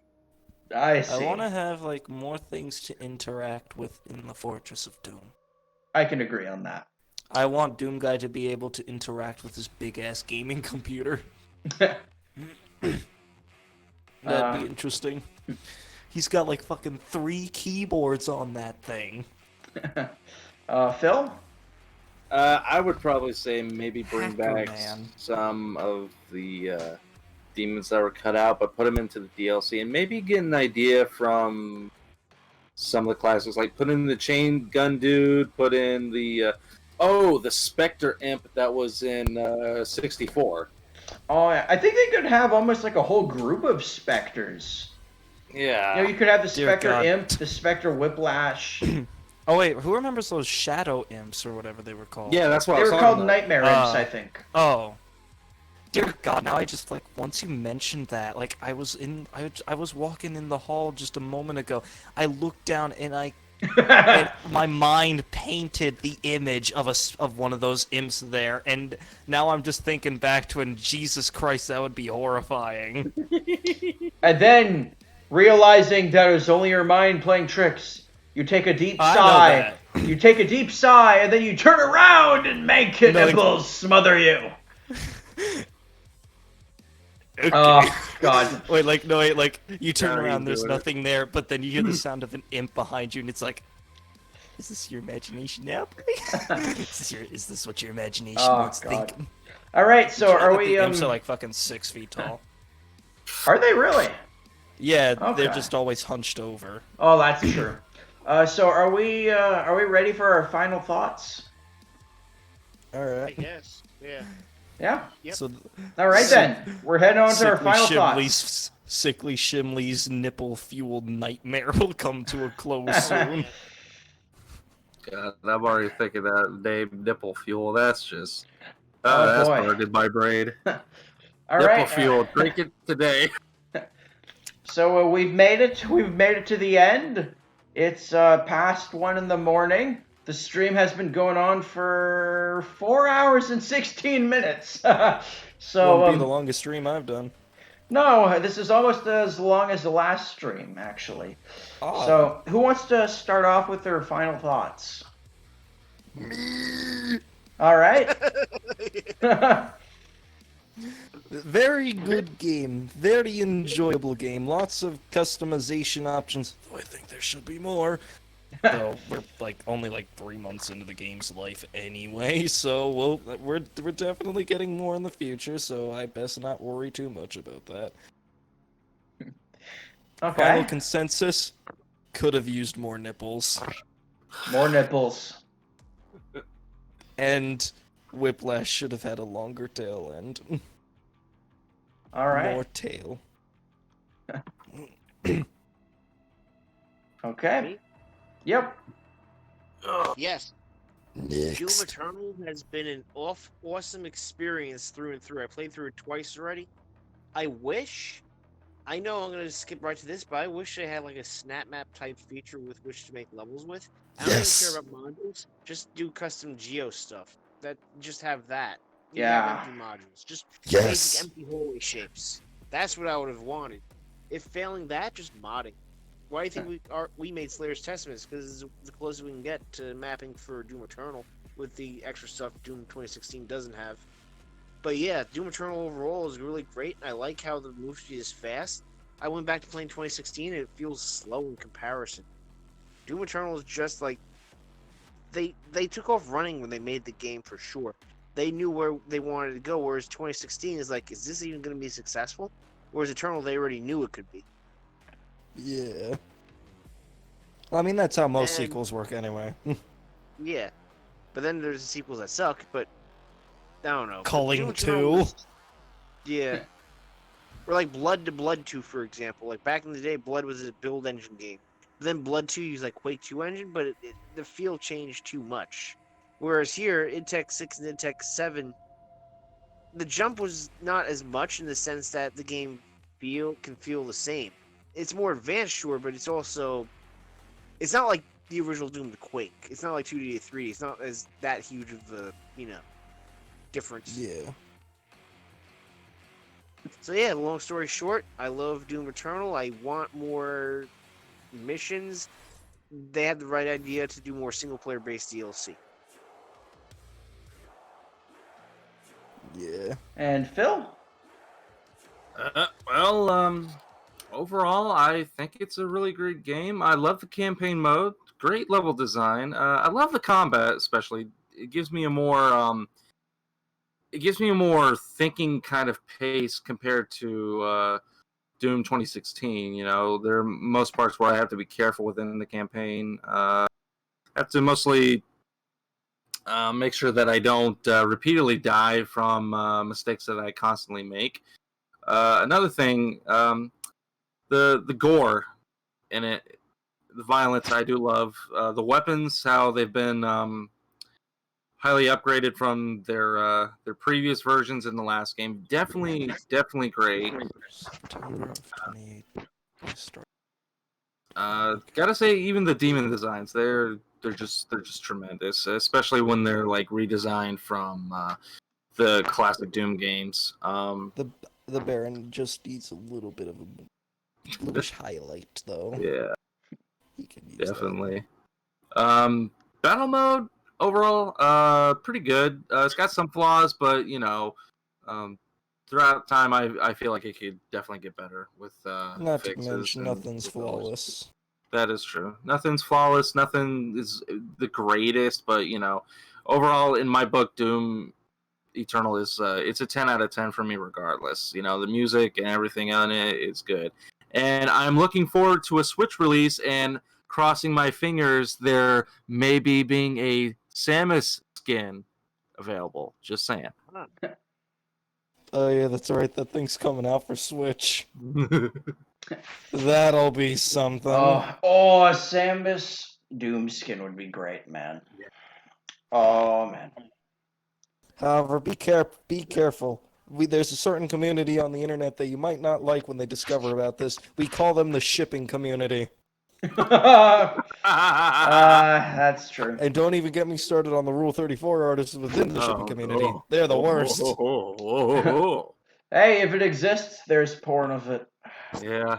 And one more thing I will say is that this, of course, it seems like a game that could be repetitive, but to me, honestly, it's not. Because I'll be honest, I've played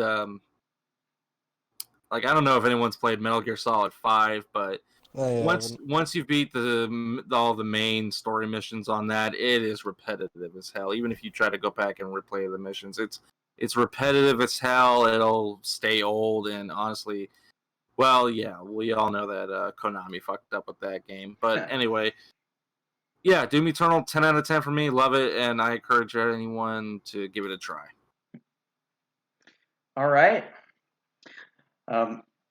So, I think that overall Doom Eternal is a really good game. I don't think it's perfect. I think that its predecessor did do some things right. It understood that, there's value in simplicity.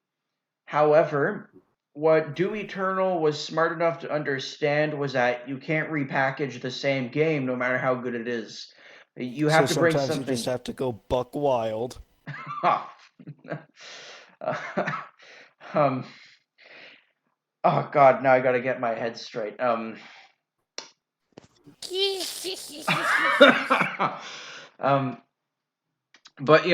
in terms of gameplay, Doom Eternal is, as Hugo Martin said, it's a first-person shooter thinking game. It forces you to, think and be clever and work under fast-paced, stressful situations, which is not something that the previous game did, and that's fine. But, the game understood that, taking 2016 and just putting another bow on it, it just wasn't going to work. That's, you don't sell the same thing over again. Just look at Destiny 2, where it really didn't push outside of its boundaries and it suffered for it. Now, eventually, Destiny 2 did get rise. It always gets rises up and down in its audience, but still, it could take some cues from something like Doom Eternal and, actually, evolve. It needs to evolve. A game has to evolve. Anything has to evolve as long as it maintains its identity. And the identity of a Doom game is fast-paced, bloody, intense, but not serious about it. And clearly there's still more to come with this game. I'm looking forward to the DLC. I'm looking forward to new skins, new mini campaigns, which I take are the DLCs.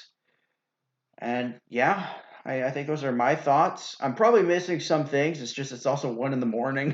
for me. Yeah. So I want to thank Shadesmaster for joining us. I want to thank last minute newcomer Sickly Shimly. And I want to thank 8 Live Studios, who technically spawned the idea for me to make this stream. And while they're not here to for me to say it to them directly, I want to thank Profectus, I want to thank Jooztin, and I want to thank JR Crash, who committed their time to this 2-part stream. This was Count Lazuli, and I guess we're all here to say goodnight, Doom. Actually begs the question, how much, time are both of these streams worth? 4 hours. Well, I mean, combined. Oh, 8 hours, then. Yeah. 9. Nice. Very nice. Get to the chopper! Yeah! I'll get you next time, Gadget. Next time. All right. I guess that's it now. Yep. Bingus. Well, Sickly Shimly's one last final random hoorah before leaving. Yes. Alright, good night. good night, guys, and good night, Twitch. Good night, YouTube, and Good anyone night, else who everyone. is seeing this video. And to you all a good evening, and to you all a Two good night. number nines, a number 9 large. Good night Yes. to all. Later, Gators. Alright.